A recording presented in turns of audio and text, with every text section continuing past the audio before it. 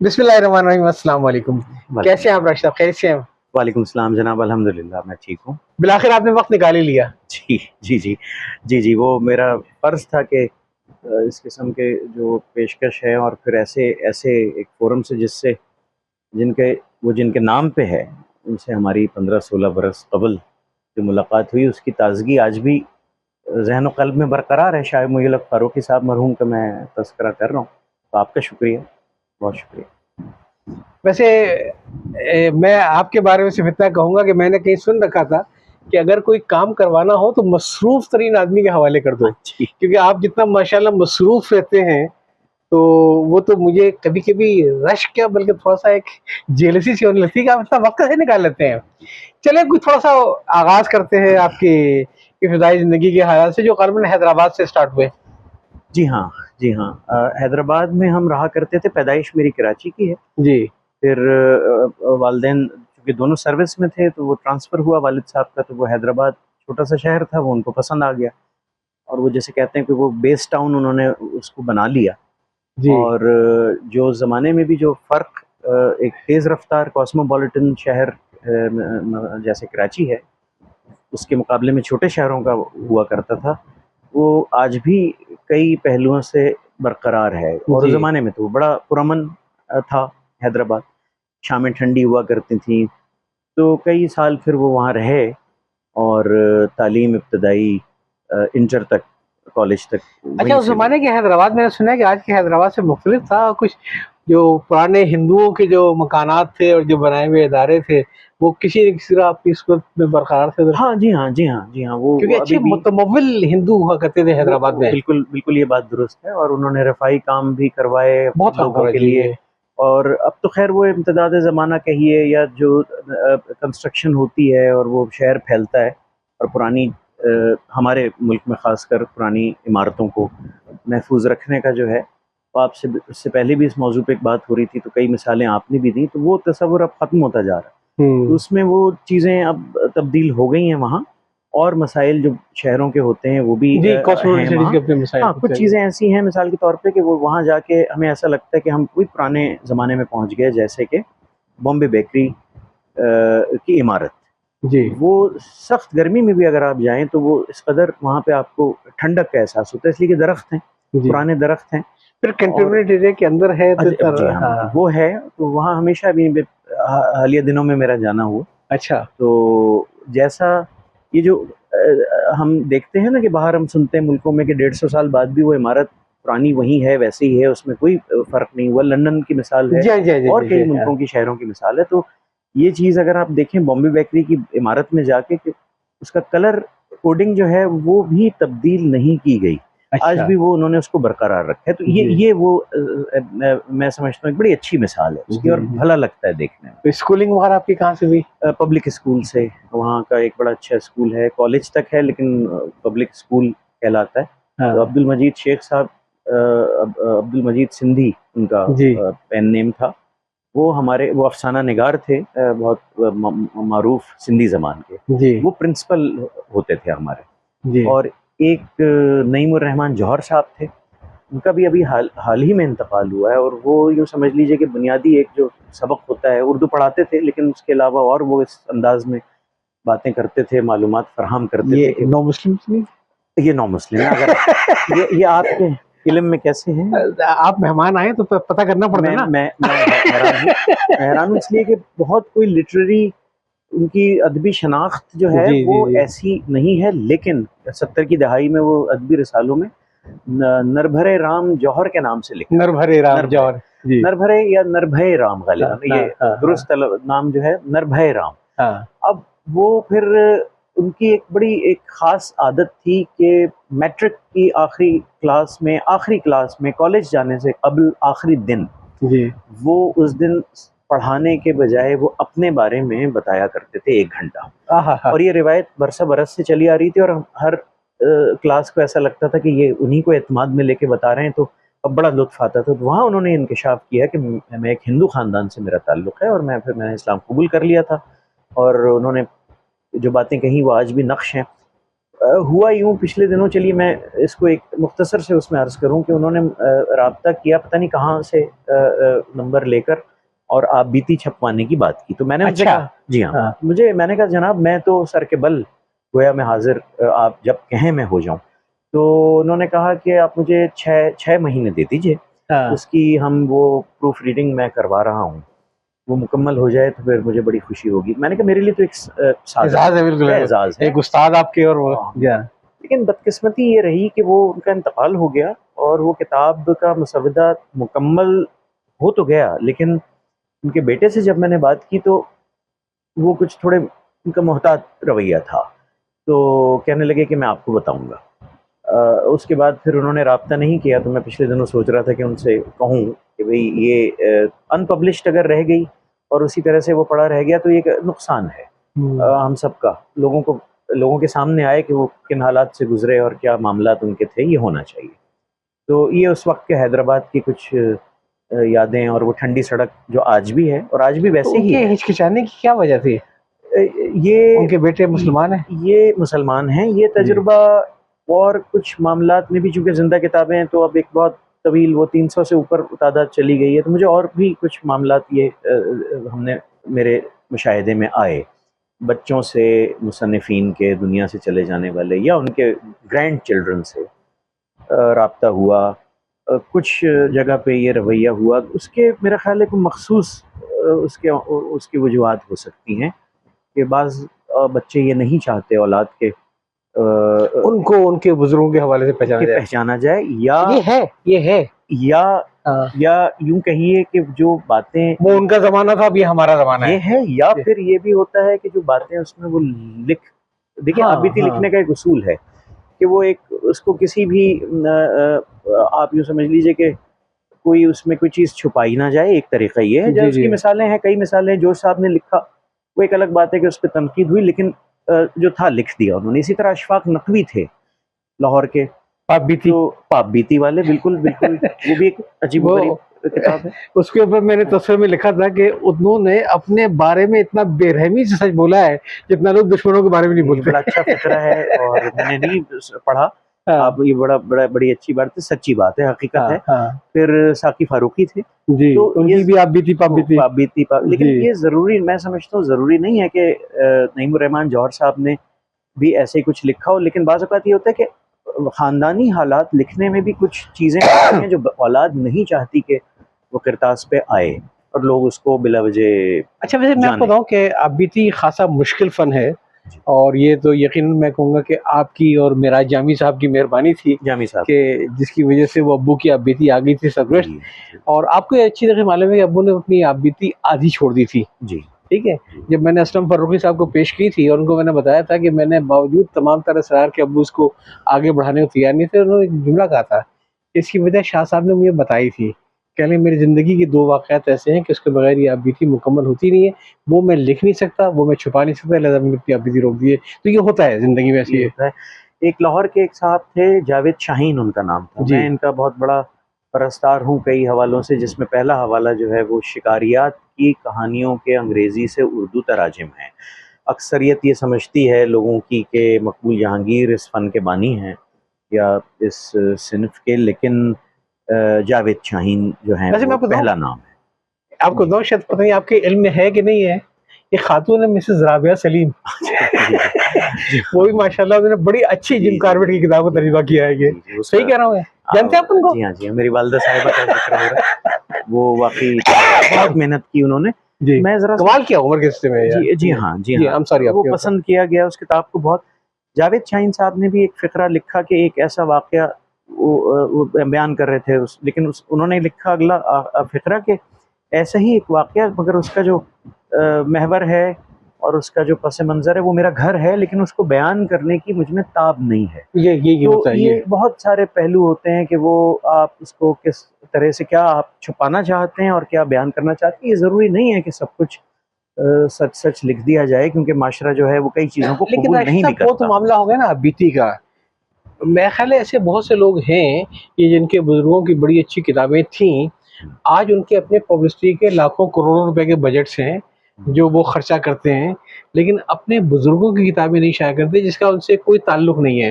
मैं आपको मिसाल दूंगा मौलाना अब्दुल कुद्दूस हाशमी साहब की। अच्छा। कितने जी बड़े आलिम जी दीन थे और जी जी। कितनी उनकी किताबें थी, क्या कुछ था ये।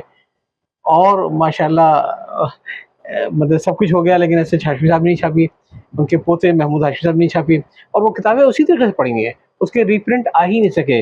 तो एक ये भी होता है कि वो उनका ज़माना था, ये हमारा ज़माना है, और हमारी पहचान हमारी अपनी है। हाँ, ये बात आप सही कह रहे हैं। फिर कुछ एक और आखिरी मिसाल मैं दूँ, अहमद हुसैन सिद्दीकी साहब ने अपनी आप जी, बीती जी, लिखी जी, थी, जी, जी, सर। और सयाहत माज़ी।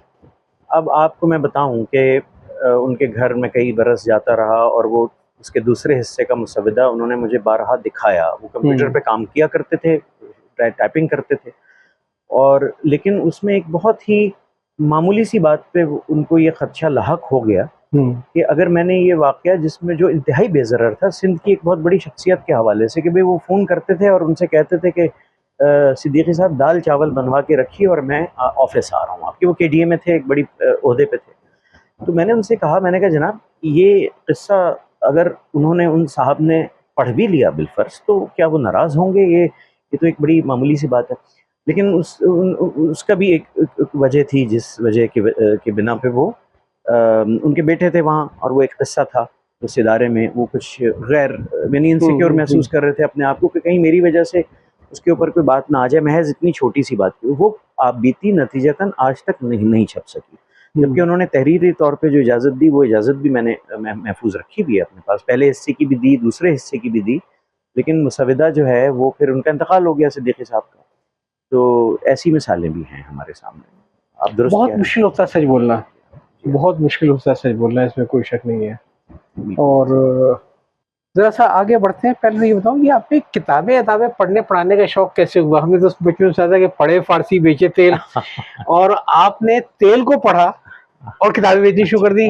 अच्छा, अच्छा, आपका इशारा जो है वो, केमिकल इंजीनियरिंग जी हाँ, करने के बाद फिर किताबों का शौक, और जी हाँ, माशाल्लाह कुछ 300 किताबें छाप जी डाली हाँ, आपने जी अब हाँ, तक।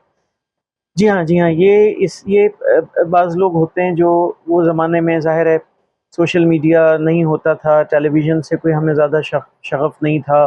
बहुत छोटी उम्र से जा पकड़ा इश्तियाक़ अहमद साहब से होते हुए बहुत जल्दी इब्न सफ़ी साहब को, और तो माहौल घर का ये था, किताबों को माँ-बाप जो हैं, वालिदैन उनके हमेशा से वो खुश होते थे कि भई ये तो अच्छी बात है कि बच्चा जो है वो किताबें, बस वो एक बात ये कहते थे कि भई रोशनी मुनासिब होनी चाहिए, आँखें ख़राब होती हैं। अब मुझे उनकी बात याद आती है, पुराने लोगों की बातें, वालिदैन की बातें, ये वो बस हमेशा सच होती हैं, और उसमें बड़ी कोई एक दानाई जो है पोशीदा होती है। कई बातें, मिसाल के तौर पे और भी बेशुमार चीज़ें, लेकिन वो उम्र के एक ख़ास हिस्से में मैं समझता हूँ समझ में आती हैं।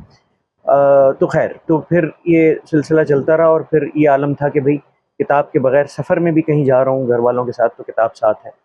और फिर उसके बाद कि स्कूल के ज़माने में अब हमारी ख़ाला मरहूमा, उनका भी बड़ा उसमें किरदार है, और वो है कि उन्होंने किताबों के नाम बताए कि संजीदा अदब में इन 8-10 किताबों से शुरू करो। उदास नस्लें उन्होंने बताया, आपका दरिया बताया, तो ये मैंने सब स्कूल के ज़माने में, आबे गुम उस वक़्त आई थी।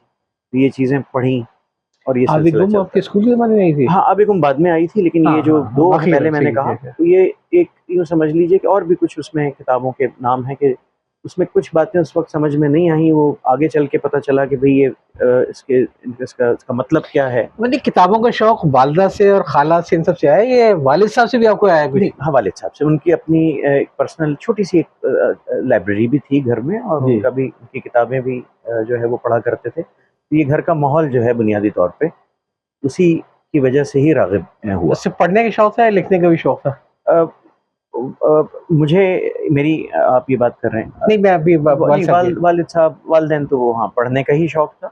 हाँ, लेकिन मैं नौनिहाल में उस ज़माने में फिर मैं हाँ, लिखा हाँ, करता हाँ, था हाँ, हाँ। स्कूल के ज़माने में। नहीं, मैंने वालिद साहब के हवाले से इसलिए कहा कि आपके वालिद साहब ग़ालिबन नेशनल बैंक हैदराबाद में हुआ करते थे। जी, जी, तो जी, जी। बैंक वालों को वक़्त ही कहाँ मिलता है? हाँ, जी, जी, जी, वो जी। किसी ने पूछा कि आपका बच्चा कितना बड़ा हो गया? तो कहेंगे पहले इतना था, अब इतना हो गया। तो अच्छा। उनका बच्चे ऐसे बड़े होते हैं, कहेंगे वो दूसरों के होते हैं, बैंक वालों के तो ऐसे बड़े ओह! होते हैं।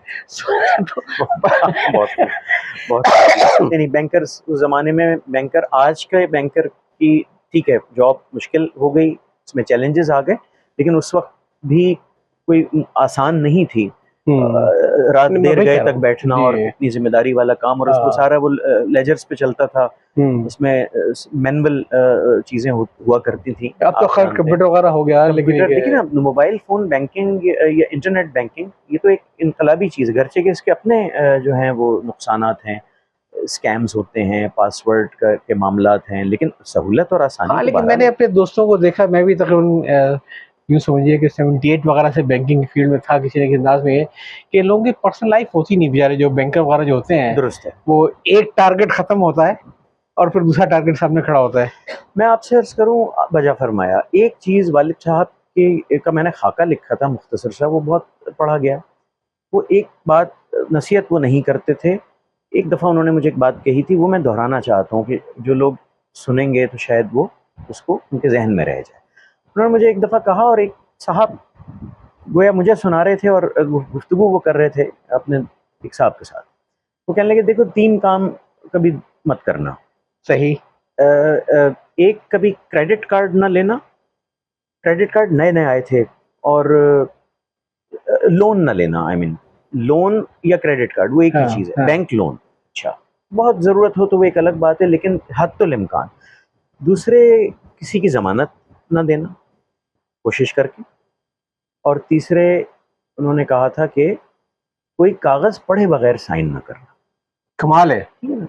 तो हमारे एक साहब होते थे, वो ऑफिस सारा में निचोड़ है ये सारा उसका। निचोड़ है, तो वो मुझसे वो एकदम से इतना वो हुए सुन के, कहने लगे कि आपके वालिद साहब ने जो बात कही, मैंने इसमें इन्हीं 2-3 चीज़ों में लोगों को फंसते हुए देखा है और मुब्तला होते हुए देखा है, और मुश्किलात में।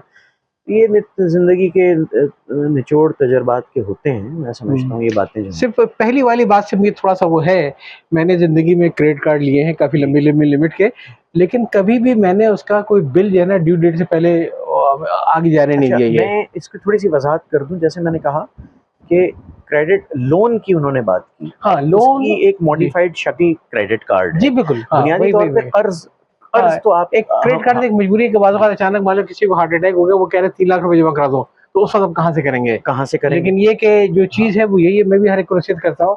बल्कि मैंने एक दफ़ा एक छोटा कार्टून देखा था कि जिसमें वो बैंक वाले थे और किसी को बड़े गुस्से से देख रहे थे और बता रहे थे कि here comes our first customer, ये क्रेडिट कार्ड के हमेशा टाइमली पेमेंट करता है। अच्छा, फर्स्ट कस्टमर, बहुत खूब, ये बड़ा तो मज़ेदार और चुटकुला है। ये बात मैंने भी वैसे टीचर मैंने हमेशा जब भी ये सब पढ़ाया है गारंटीज़ को, क्रेडिट को, मैं कहता है यार ज़िंदगी में कभी किसी की गारंटी ना देना। कहीं का मसला है, मैंने ये कोई ऑटोग्राफ बुक नहीं है भाई, जी, आप जेब से पैसा निकाल के दे दो उसको। जी। दूसरे के पास क्यों जा रहे हैं आप गारंटी कर रहे हैं? चलो आज तो नहीं है, कल जब ज़मानत कॉल होगी। चलिए मैं खाली गुफ्तगू थोड़ी तवील हो गई है, तो अभी हम इसको आज की पहली हिस्से को यहीं पे रोकते हैं और फिर इंशाल्लाह बाकी बातें आपसे अगले हिस्से में होंगी। ठीक बेहतर है? है, बहुत शुक्रिया। जनाब अस्सलाम वालेकुम, कैसे हैं आप? खैरियत से हैं? वालेकुम सलाम। तो मैं खैर पहला हिस्सा तो बड़ा दिलचस्प रहा और आपने कुछ अपनी इब्तिदाई बातें बताई और मुझे बड़ी खुशी हुई कि आपने जो आँख खोली तो घर में किताबों का माहौल था। छोटी-सी एक लाइब्रेरी घर में थी और आपकी वालिदा और आपकी जो खालाएँ वगैरह वो गाइड भी करती रहीं कौन-सी किताब पढ़नी चाहिए, कौन-सी नहीं पढ़नी चाहिए। और आपको अपने वालिद साहब से भी काफ़ी इसमें रहा, हालाँकि वो बैंकर थे, बैंकर का और किताबों का मैंने देखा कम ही कम ताल्लुक जी हाँ, होता है। जी हाँ। मैंने बहुत कम बैंकरों की बीतियाँ देखी हैं, सिवाय एक मुश्ताक यूसुफ़ी साहब के, जी, अनवर अली साहब के जी, और जी। दूसरी है। जमीलुद्दीन आली साहब ने गरचे बीती तो नहीं लिखी, लेकिन और सफ़रनामे और उनके जी, जी, जी, जी। शायरी और हाँ, दोहे और ये सारी ये चीज़ें। बैंक की नौकरी के बारे से बैंक है। तो चलिए थोड़ा-सा आगे बढ़ते हैं कि किताबों का शौक जब आपके दिल में आया, तो आपने खुद लिखना कब शुरू किया और कैसे शुरू किया? जी, जैसे मैंने अर्ज़ किया, नौनिहाल में उस वक़्त मेरा ख़्याल है जब चौथी 5वीं जमात में था, मैंने पहली तहरीर छपी, उस पे हकीम सईद साहब के दस्तखत से ₹50 का चेक आया हैदराबाद के पते पे घर के, तो वो आज भी कहीं है, हिफ़ाज़त से रखा हुआ है। अब बड़ी कैश नहीं खुशी हो हुई। सकता, बता रहा हूँ आपको, हाँ, कैश नहीं हाँ। हो सकता। अब के जी हाँ, जी ऑक्शन हो सकता है, हाँ। कैश नहीं हो सकता। ऑक्शन हो सकता है। तो उसके बाद फिर पहली जो तहरीर थी, उसके बाद भी कुछ वो नौनिहाल में कुछ चीज़ें आईं। लेकिन जो मैंने पहला मज़मून लिखा इब्न सफ़ी साहब पे, वो 1996 में नए उफ़क़ में मुश्ताक कुरैशी साहब ने छापा। जी। और बड़े हालात ख़राब थे उन दिनों। बस में बैठ के मैं आया, पहुँचा यहाँ कराची, और वो लाका बदअमनी का ज़माना था और डरते-डरते पहुँचे। ख़ैर वो उनसे मुलाकात नहीं हुई, उनके साहबज़ादे थे जिनका भी इंतकाल हुआ बदकिस्मती से, वो एक बीमार बीमार हो गए अचानक, और इमरान नाम था उनका। तो बहरहाल वो तहरीर अगले महीने पहले उसमें लीड स्टोरी के तौर पे अच्छा। कलम का कर्ज।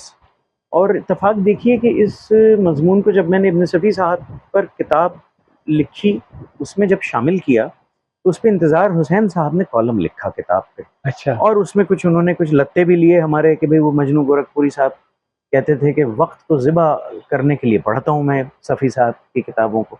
तो उनको मौका मिला, इंतज़ार साहब चुटकियाँ तो लेते थे और एक अपने मखसूस अंदाज में तारीफ़ भी करते थे, और साथ में तो कहने लगे भाई ये क्या बात हुई, और वो एक वो मौजूद है, इंटरनेट पे भी मौजूद। तो ये पहली तहरीर थी। बाद में फिर 2010 में फिर मैंने लिखना शुरू किया। वो सारे मज़ामीन, पुरानी किताबों के एतवार बाज़ार जाना शुरू किया, उन किताबों के तबसरे और ये सब अच्छा, वो मश्क चलता सितम रहा। जारी और साथ-साथ आपकी पढ़ाई भी चली होगी। तो जी। आप दाऊद इंजीनियरिंग कॉलेज में गए केमिकल इंजीनियरिंग करने, किस साल गए? जी, ये 98 में फिर हमने किया, अच्छा। और उसके बाद एनईडी से हम डिग्री हमें मिली थी, 97-98 की बात है। जी, जी, उस जी, वक़्त जी। ये एनईडी से के साथ एफ़िलिएटेड था ये। एफ़िलिएटेड था। बाद में फिर वो अलग हो गए, और बाद में वो हालात भी वैसे नहीं रहे। तो ये सिलसिला है। जी, जी, अच्छा, तो जी। उसका मतलब है कि वो भी चलती रही और ये भी चलती रही है। ये साथ-साथ जी शौक, क्योंकि एक अपनी निजी लाइब्रेरी उसको वो हो, ये ख़्वाहिश थी छोटी उम्र से किताबें जमा करना। वो उसको वुसअत में देता गया वक़्त के साथ-साथ। और आपको पता है कि किताबें ख़रीदना वो एक उसके लिए उसके लिए सरमाए की, बजट की ज़रूरत होती है, उसकी फ़रहमी। और ये शौक़ में कमी नहीं आई, वालिदैन की मेहरबानी की और ख़ास तवज्जो की वजह से उन्होंने कहा। फिर पुरानी किताबों के एतवार बाज़ार से बेशुमार किताबें मिली, जिनमें मेरा ख़्याल है 100 से ज़ायद किताबें तो वहाँ से मिलने वाली, जो बड़ी कामयाब किताबें। और मेरा ख़्याल है बहुत ही आपने बड़े नादिर लोगों के कुतुबखाने की किताबें वहाँ से खरीदी वो थी, जिसका जी आपने हाँ, ज़िक्र किया वो 50-50 रुपए की। जी, और जी। कुछ नाम लेंगे आप उनके ज़रा? मैं बताता हूँ। पहले मैं ये अर्ज़ करूँ कि 100 से ज़ायद तो सिर्फ़ उस ज़ख़ीरे से ही हम ज़िंदा किताबें में हमने अच्छा। किताबों को शाया करवाया। अच्छा, अच्छा, अच्छा, अच्छा। कुतुबखानों की जो आप बात कर रहे हैं, शौकत सिद्दीकी साहब के कुतुबखाने की, निजी कुतुबखाने की जी, जी, किताबें जी, जी, जी। ₹30, ₹50, और वो खुदा जाने वहाँ कैसे इस तरह की कई मिसालें हैं। हाँ। उसमें शबनम रोमानी साहब भी हैं, और भी कई नाम हैं जो जो जिनके जिनकी एक शायद किताबें आई। हमारा एक मुआशरे का एक रवैया भी तो ये है ना कि जब तक बड़े हाजी साहब ज़िंदा होते हैं, बड़ा एहतराम होता है, और जी, उनके इंतकाल के बाद फिर वो बहू को याद आता है कि बच्चों को कमरा चाहिए, तो अब्बा जी का कमरा ज़रा खाली कराया जाए। ऐसे ही है। ये दुरुस्त कहा आपने। हसन आबदी साहब थे जी, जी, बड़ा नाम बीसीसीआई था। वाले, हाँ। और वो उनके फैज़ साहब के साथ, और ये वहाँ कैद भी रहे थे ज़फ़रुल्लाह पोशनी के साथ, ये अच्छा, रावलपिंडी अच्छा, अच्छा, साज़िश अच्छा। केस हाँ, में। हाँ, हाँ, हाँ, हसन हाँ, आबदी साहब हाँ, हाँ, वहाँ, हाँ, हाँ, ये वही हुआ है। ये वही हसन इनकी किताबें फुटपाथ पे देखी मैंने। तो ये तो एक समझ लें 8-9 साल मैं वहाँ जाता रहा। जामी साहब भी हुआ करते थे हमारे साथ। वो भी इन बातों को देखते थे, महसूस करते थे, आपस में हम बात भी किया करते बल्कि थे। जामी साहब से मैंने पूछी बात ये कि तुम खाने के बारे में फिर क्या सोचा है? तो कह रहे हैं या तो मेरा बेटा फ्रिज सँभाल लेगा उस उम्र से, जी, वरना मैं कहूँगा इसकी अच्छी लाइब्रेरी बजा दो, और वरना आखिरी ये कि जहाँ से लाया था वहीं जाएँगी ये। और उनका कहना कुछ और था ये, कि रीगल का जो किताबों का है बाज़ार, इस लिहाज़ से बड़ा गनीमत है कि किताबें रिसाइकिल होके नए शौक वालों को मिलती हाँ, रहती हैं। रीसाइकिल होके, ये हाँ, दुरुस्त कहा उन्होंने। जी।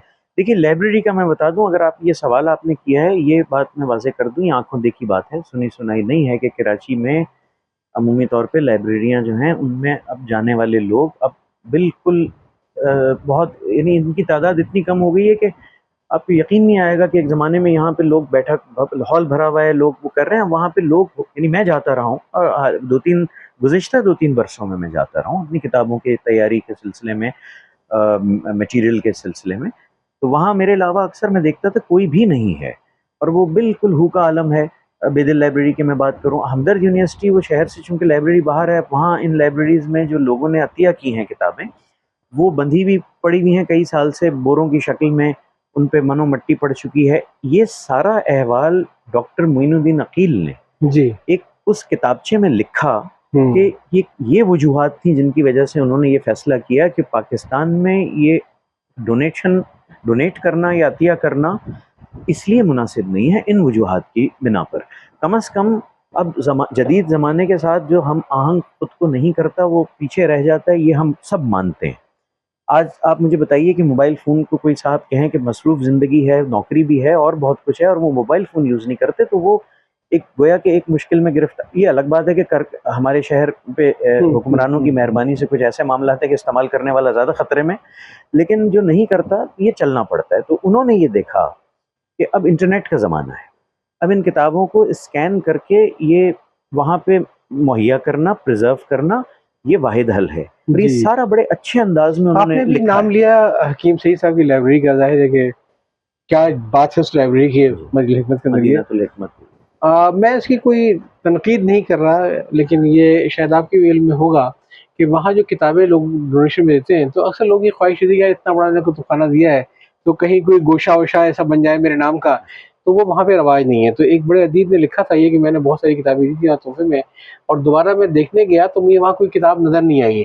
तो जब लाइब्रेरी से मालूम हुआ तो उनका डेविड डेसिमल क्लासिफिकेशन के तहत जो अच्छा, किताब जहाँ की थी वहाँ नंबर लगा दिया। अच्छा।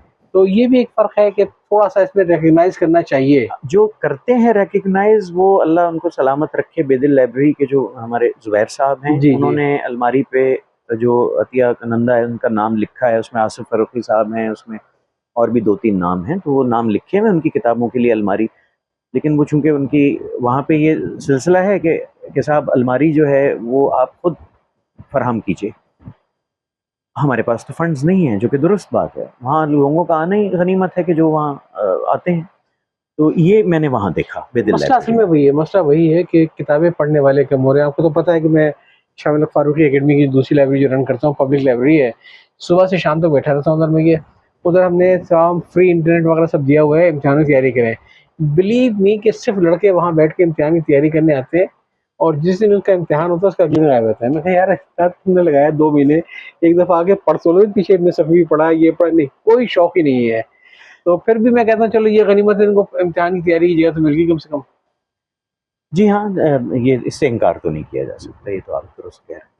और मुझे याद है कि अभी तक अच्छे तरीके से एक साहब आए थे, और अच्छे रिजल्ट थे, और उन्होंने कहा जी मुझे कोई एक आर्किटेक्ट और उसके ऊपर जो काम करना है आर्किटेक्चर पे और इंटीरियर डेकोरेशन पे। तो लकीली हमें वहाँ पे कहीं से एक पूरी इंसाइक्लोपीडिया मिली थी तोहफे में।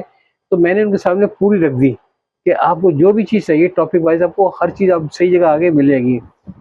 विद इन 15 मिनट्स वो सब वहाँ चले गए, फिर आज तक पलट ही नहीं आए। तो मतलब लोग क्या चाहते हैं समझ नहीं आता मेरे। खैर। अ, इसी से मुताल्लिक़ मुशफ़िक़ ख्वाजा साहब की लाइब्रेरी, जी। उसका ज़िक्र भी हो जाए मुख्तसर के। उन्होंने भी यही फ़ैसला किया, और एक शर्त उस माहिदे की जो शिकागो यूनिवर्सिटी से, वो ये थी कि किताबें कीमतन हो गई, सारा उनको अदायगी हो गई, लेकिन किताबें कराची से बाहर नहीं जाएँ। ये बहुत बड़ा क्रेडिट जाता है कि किताबें ये कम से कम कराची मुशफ़िक़, में जी हाँ, हैं। और स्कैनिंग हो रही है। जी। उनकी स्कैनिंग मेरे, यानी मैं जब जाता था तो नासिर जावेद जो देख रहे हैं सारा, वो करते थे ऑफिस से आके, वो रात-रात तक वो स्कैनिंग करते रहते थे अकेले बैठ के, और भी 1-2 लोग उन्होंने थे, वो भी उनकी मददगार के तौर पर। तो और फिर वो चीज़ें अपलोड कर दी उन्होंने, जितने अब हैं जबकि वो सारे खालिद साहब वेबसाइट। की तो लाइब्रेरी पूरी लाहौर पहुँच गई लम्स के अंदर। जी, वो एक मौज़ू ऐसा है, इस पे तो जी हाँ, बहरहाल मतलब वेल एक डिबेटेबल तो है ना डिबेटेबल है। कि कराची वाले जो इतने बड़े दिल के लोग हैं ये, जी, वो इन चीज़ों को यहाँ महफूज नहीं रख सके। चाहे वो खालिद साहब की लाइब्रेरी हो, चाहे लुत्फ़ुल्लाह साहब का आवाज़ का खजाना हो, आप जो भी कह लें पहुँचा है लम्स में। जी, जी। लेकिन गनीमत है मुल्क से बाहर नहीं निकला।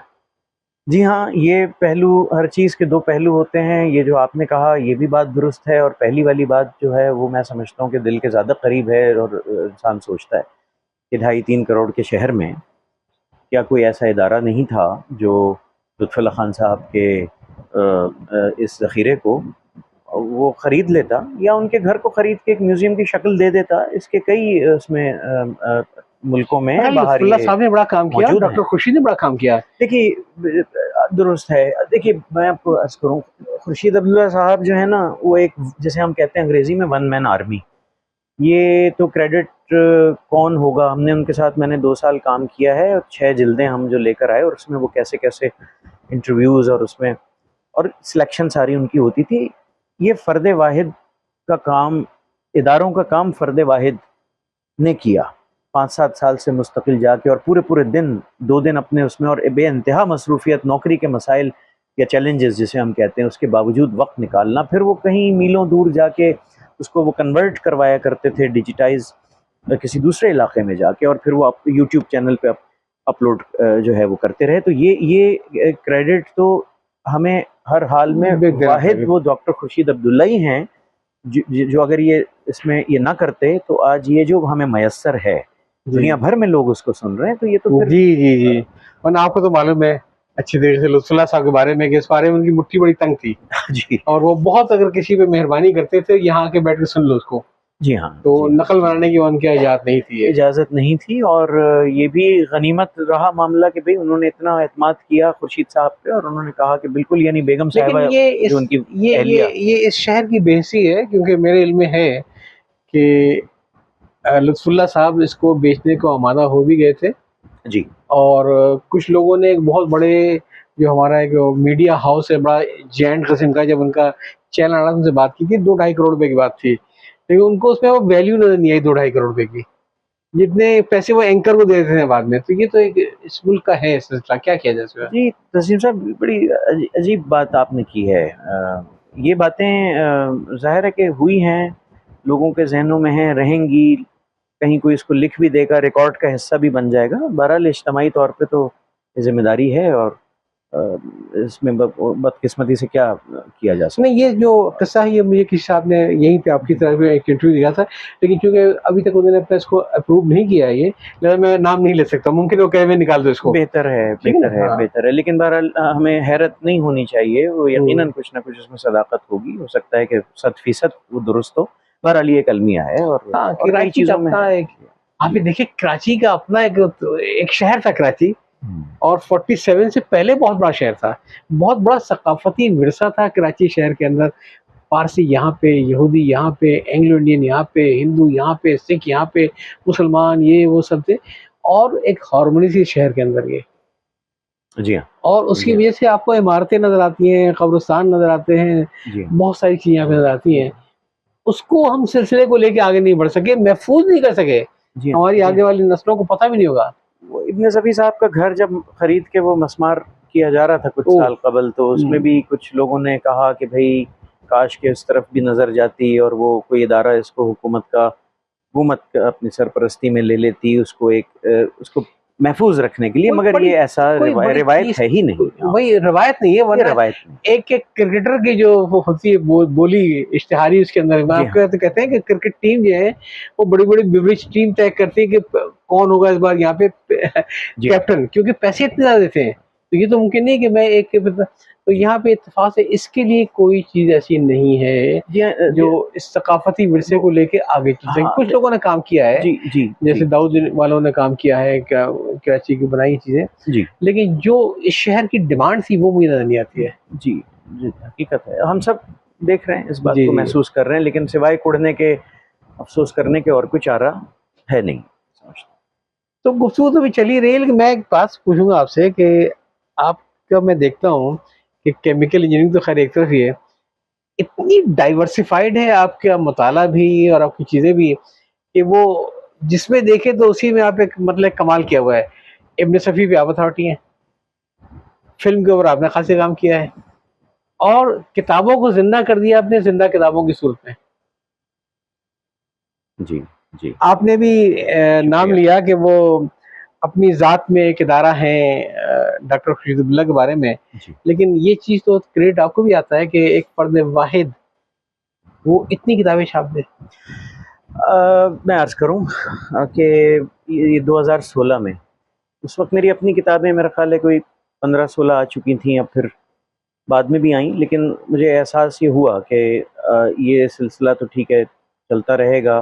कंपाइलेशन वर्क जो है ज़्यादा है, उसमें शिकारियात है, जो लोग पढ़ना चाहते हैं, वो सारा जी कुछ हाँ, महफूज़ हो हाँ। गया।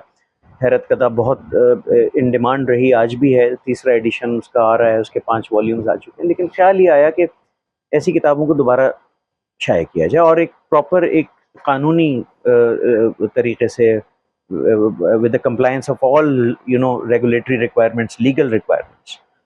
तो ये हमने, फिर उसमें कुछ लोग आए। अच्छा, आप बीतियों से दिलचस्पी थी, तो क्या मैं ये गलत सोचा मैंने ये फैसला कि औरों को भी इसमें दिलचस्पी जो है वो पढ़ी जाती है या सिनफ़ अदब जो है ये बहुत ज़्यादा मकबूल है, तो ये फ़ैसला दुरुस्त साबित हुआ। उस वक़्त मुझे इसमें कोई इब्हाम नहीं था जब मैंने ये तय किया कि ज़िंदा किताबें में सबसे ज़्यादा तादाद या तरजीह जो दी जाएगी वो आप बीतियों को, और एज़ भारतीय आप बीतियाँ अभी मैं बता रहा था किसी को कल परसों के 100 से ज़्यादा आ चुकी हैं ज़िंदा किताबें में, और तमाम यानी कॉपीराइट से जो बाहर हैं वो तो चलिए ठीक है, वो मतलब 100 साल पुरानी या 80 साल पुरानी, लेकिन जो हैं जिनके मुसन्निफ़ीन ज़िंदा या उनके बच्चे तो बाकायदा उनसे तहरीरी इजाज़त, तो 100 से ज़्यादा ये तादाद हो चुकी है। पाकिस्तान में कोई इदारा ऐसा नहीं है जिसने इतनी बड़ी तादाद में भारतीय इंडियन आबितियाँ उर्दू ज़बान में वहाँ से शाया होने वाली यहाँ शाया की हों, ये मैं आपको दावे से कह रहा हूँ। ये बहुत बड़ी बात है। मेरे ख्याल है इसके मतलब एक तफसीली गुफ्तगू होनी चाहिए, तो क्यों ना हम अगली किस्त को इसी के ऊपर रख लें, जिंदा किताबों के ऊपर। ये तो मेरा ख्याल है दूसरे हिस्से को यहाँ पे ख़त्म करते हैं थोड़ी देर के लिए।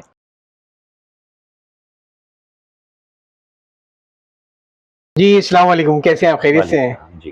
तो दूसरा हिस्सा हमने ख़त्म किया था जिंदा किताबों पे। आपसे बातें बहुत सारी करनी है मुझे, क्योंकि इतनी चीज़ें में आप उलझे रहते हैं हमेशा कि हैरत होती है मुझे।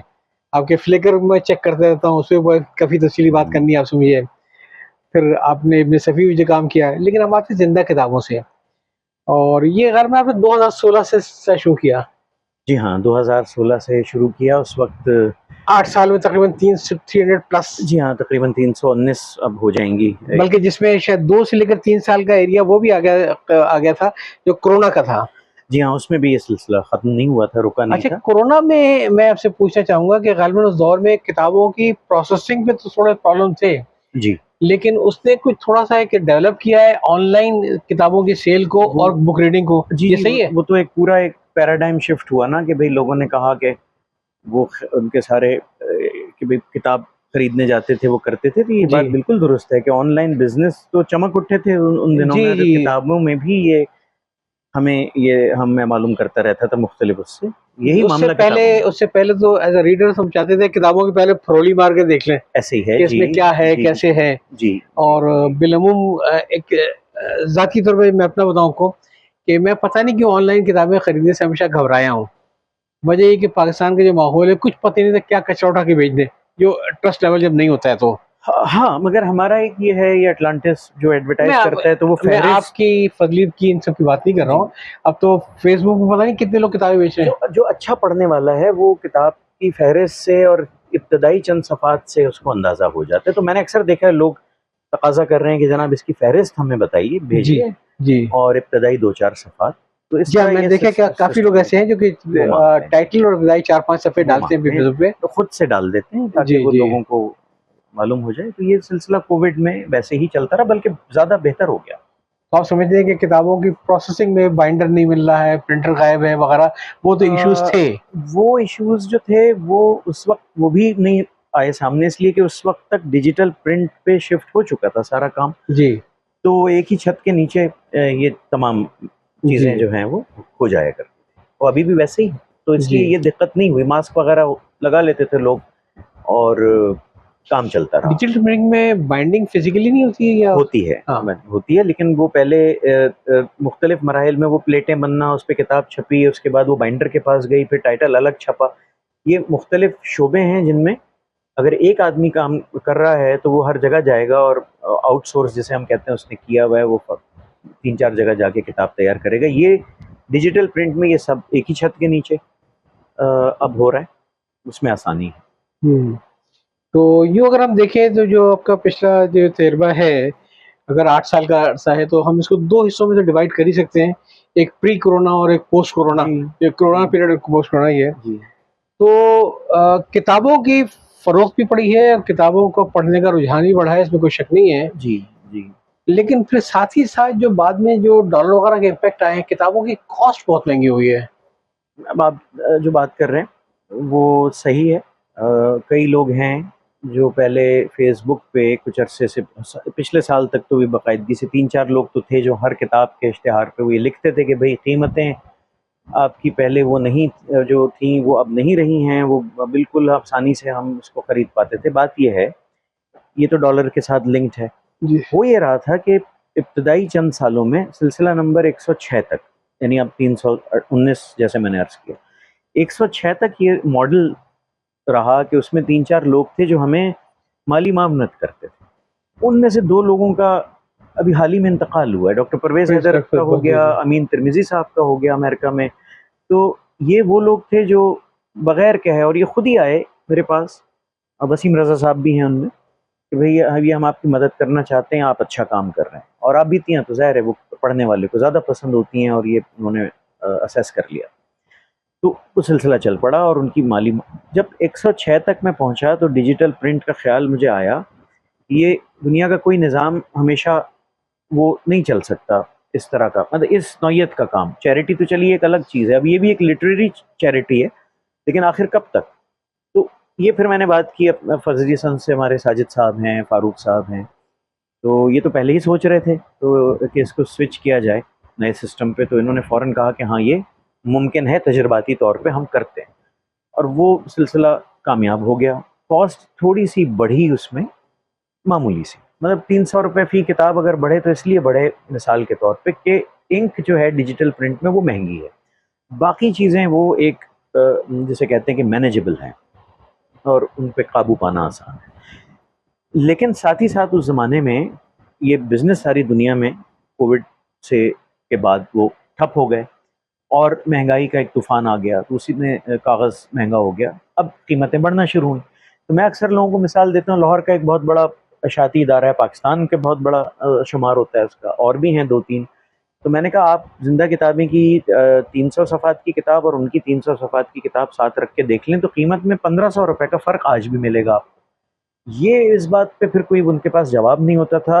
वो चूँकि सब्सिडाइज़्ड होती थी शुरू की किताबें इन हज़रात की ताउन की वजह से, इसलिए उनकी कीमतें 400, 300, 500 से ज़्यादा नहीं होती। ये मॉडल बहुत मुश्किल मॉडल था, लेकिन ये अल्लाह की मेहरबानी से हुआ। फिर उसके बाद 106 के बाद, जैसे मैंने अर्ज़ किया, वो सारी असिस्टेंस रोक दी गई। अच्छा, मैं थोड़ा-सा इसमें क़ता कलामी होगी, मैं ज़रा अपने साथियों को बताना चाहूँगा जो आप बात कर रहे हैं। पाकिस्तान में किताबों की ये मोहब्बत भी एक बड़ा रेयर सी चीज़ है। हम लोग लिप सर्विस तो बहुत करते हैं, लेकिन फ़िज़िकली हमारे ऐसे कोई एंडोमेंट फंड नहीं है पाकिस्तान के अंदर, जो किताबों की इशाअत में, जिस तरीके से इंडिया में आपको मालूम है, मतलब दर्जनों ट्रस्ट है जो इसका काम ही है सिर्फ़ किताबों के लिए सब्सिडी प्रोवाइड करना ही है। उत्तर प्रदेश उर्दू एकेडमी हर दूसरी किताब पे होता था, और लिखा होता था कि उसकी माली मावनत से ये किताब छपी। जी, हमारे यहाँ ऐसा नहीं, जी। हमारे यहाँ। अच्छा, एक चीज़ मैंने आपको नहीं बताई थी, मैं आपको भी और आपके क़ारीन को एक साथ बताना चाहूँगा ये। आपकी काफ़ी किताबें मैंने ली हैं और काफ़ी मेरे पास हैं, लेकिन जो मैं फ़र्क बताना चाहूँगा,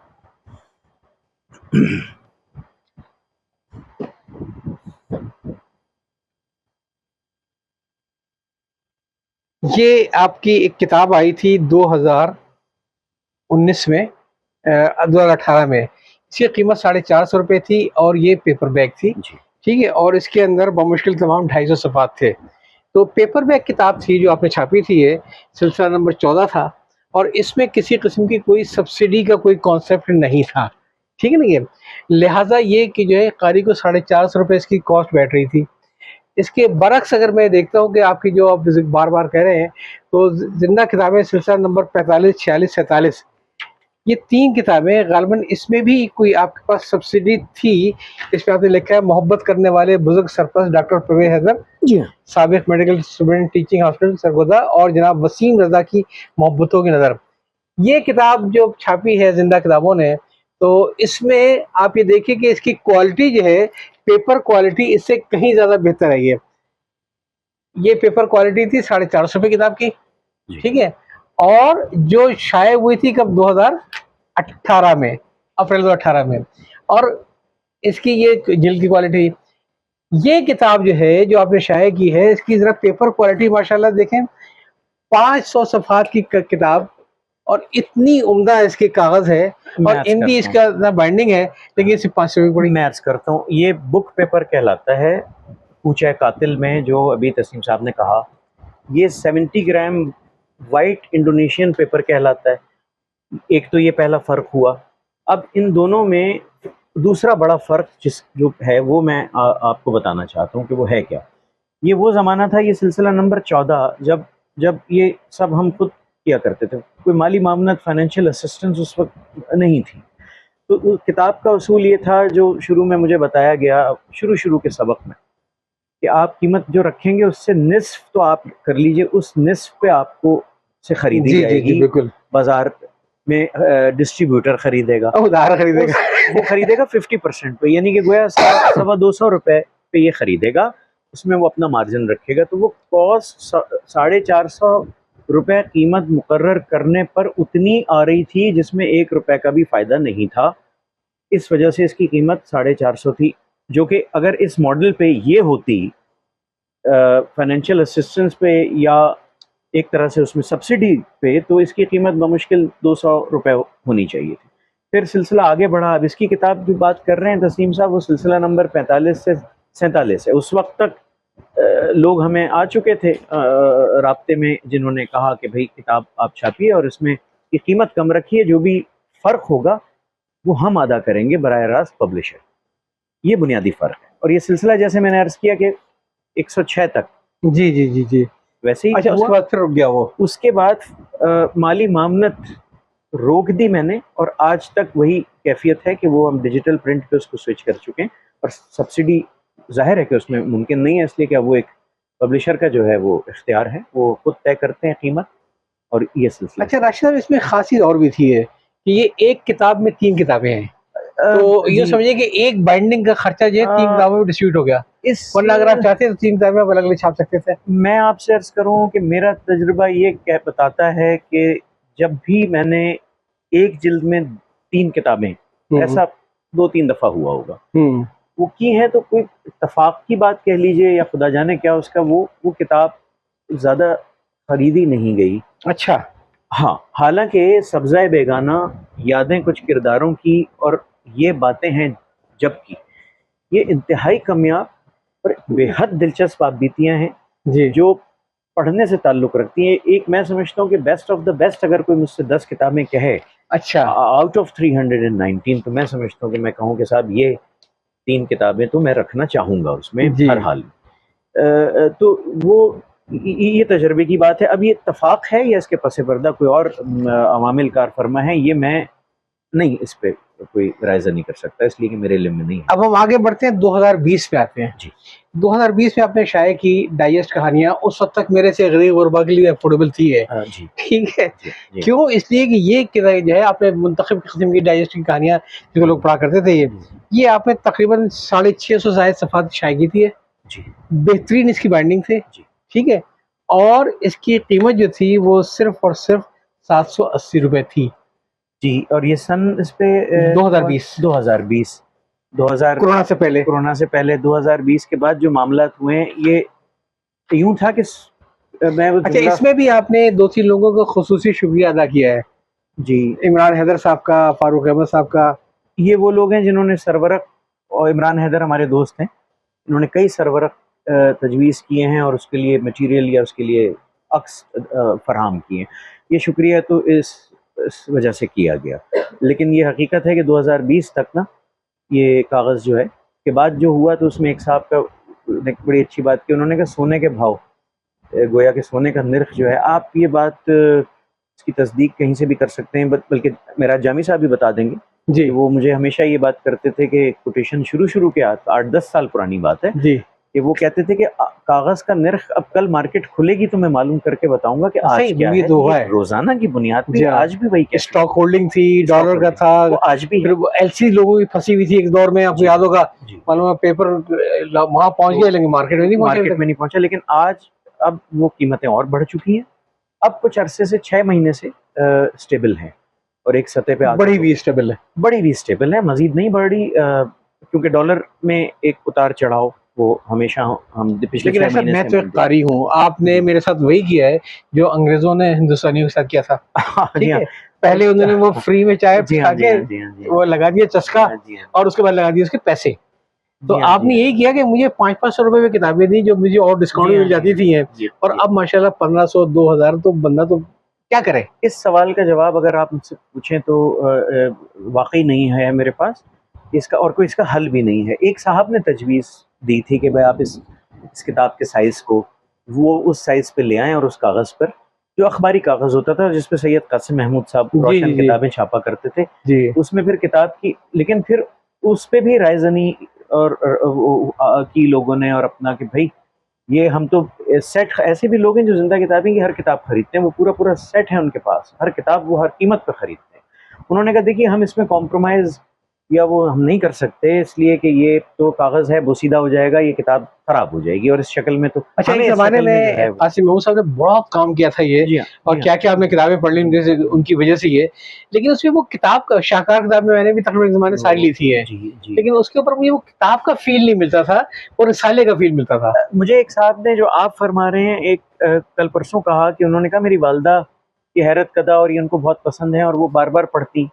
लेकिन अब 80 बरस की वो हो गई हैं और पिछले 10 साल से वो आपकी किताबें पढ़ रही हैं। लेकिन अब उनको दिक्कत होने लगी, अब भारी किताब इस जैसी वो पढ़ नहीं पाती। तो अब वो एक, मैं सोचता हूँ, उन्होंने कहा कि पीसी टैबलेट पे वो पढ़ें और कोई इसको डिजिटल फॉर्मेट में आप सोचें। दुनिया इस तरफ जा रही है। किताब का, जब तक किताब को हाथ में ना लेके थाम के पढ़ा जाए, और इस साइज़ में जिसमें सारी ज़िंदगी आपकी गुजर गई, तो वो जैसे फरमाया, ये बात दुरुस्त है कि वो एक रिसाले जैसा उसमें एक तासुर आता था, पतला-पतला कागज़, उसको आप पलट रहे हैं, वो फट रहा है, फट भी जाया करता था वो। तो अब जो मौजूदा हमें पुरानी किताबों के इतवार बाज़ार में वो नज़र आई हैं, तो सिर्फ़ उस शक्ल में कि जब किसी ने उनको जिल्दबंदी करा ली थी, जी, तो वो जी, जी। महफूज़ हैं, अदरवाइज़ मतलब महफूज़ बड़ी कर रहे हैं। प्यारी-प्यारी चीज़ें आई थी उस दौर में ये। कासिम साहब ने, देखिए कासिम साहब की भी एक लाइफ़ स्टोरी है, और ये भी मैं सुनने वालों को बता दूँ कि उनकी आप बीती गैर मतबूआ जो है, वो भी बस समझ लें कि अब तक उसपे भी काफ़ी मेरी कोशिश है कि वो छप जाए, और उनके अहले खाना राज़ी भी हैं, लेकिन वो बात आगे बढ़ नहीं पा रही। कोशिश है कि ऐसा हो जाए। उसमें इस पता चलता है कि क्या वो शख्स थे और किस तरह नामसाइद हालात में, और उन्होंने इस काम को ज़िंदा रखा। आज भी उनका ये नाम वो एहतराम लोग से हैं, लिया ये जाता वो लोग हैं जो कि वाक़ई जिन्होंने तारीख़ का धारा पलटा है और लेकर आए हैं किताबों की तरफ, वरना तो। और आपने ये बात तो, बड़ी यादें ताज़ा हुई आपसे गुफ्तगू करने के बाद। और जो किताब के अंदर जो इसके जो गुमनाम मुजाहिदीन थे, और जिनको इतने लोग पहचानते भी नहीं है, परवेज़ हैदर साहब, अल्लाह उनकी मग़फ़िरत करे, उनका बड़ा खिदमत थी। कासिम महमूद साहब, मैं ख़ैर इस गुफ्तगू को भी यहीं रोकते हैं, है। और जी, फिर अब अगले हिस्से में चलते हैं, ताकि अगले हिस्से में आप इसको आगे लेके जा सकें। बेहतर। तो यह चाहता हूँ, अल्लाह हाफ़िज़।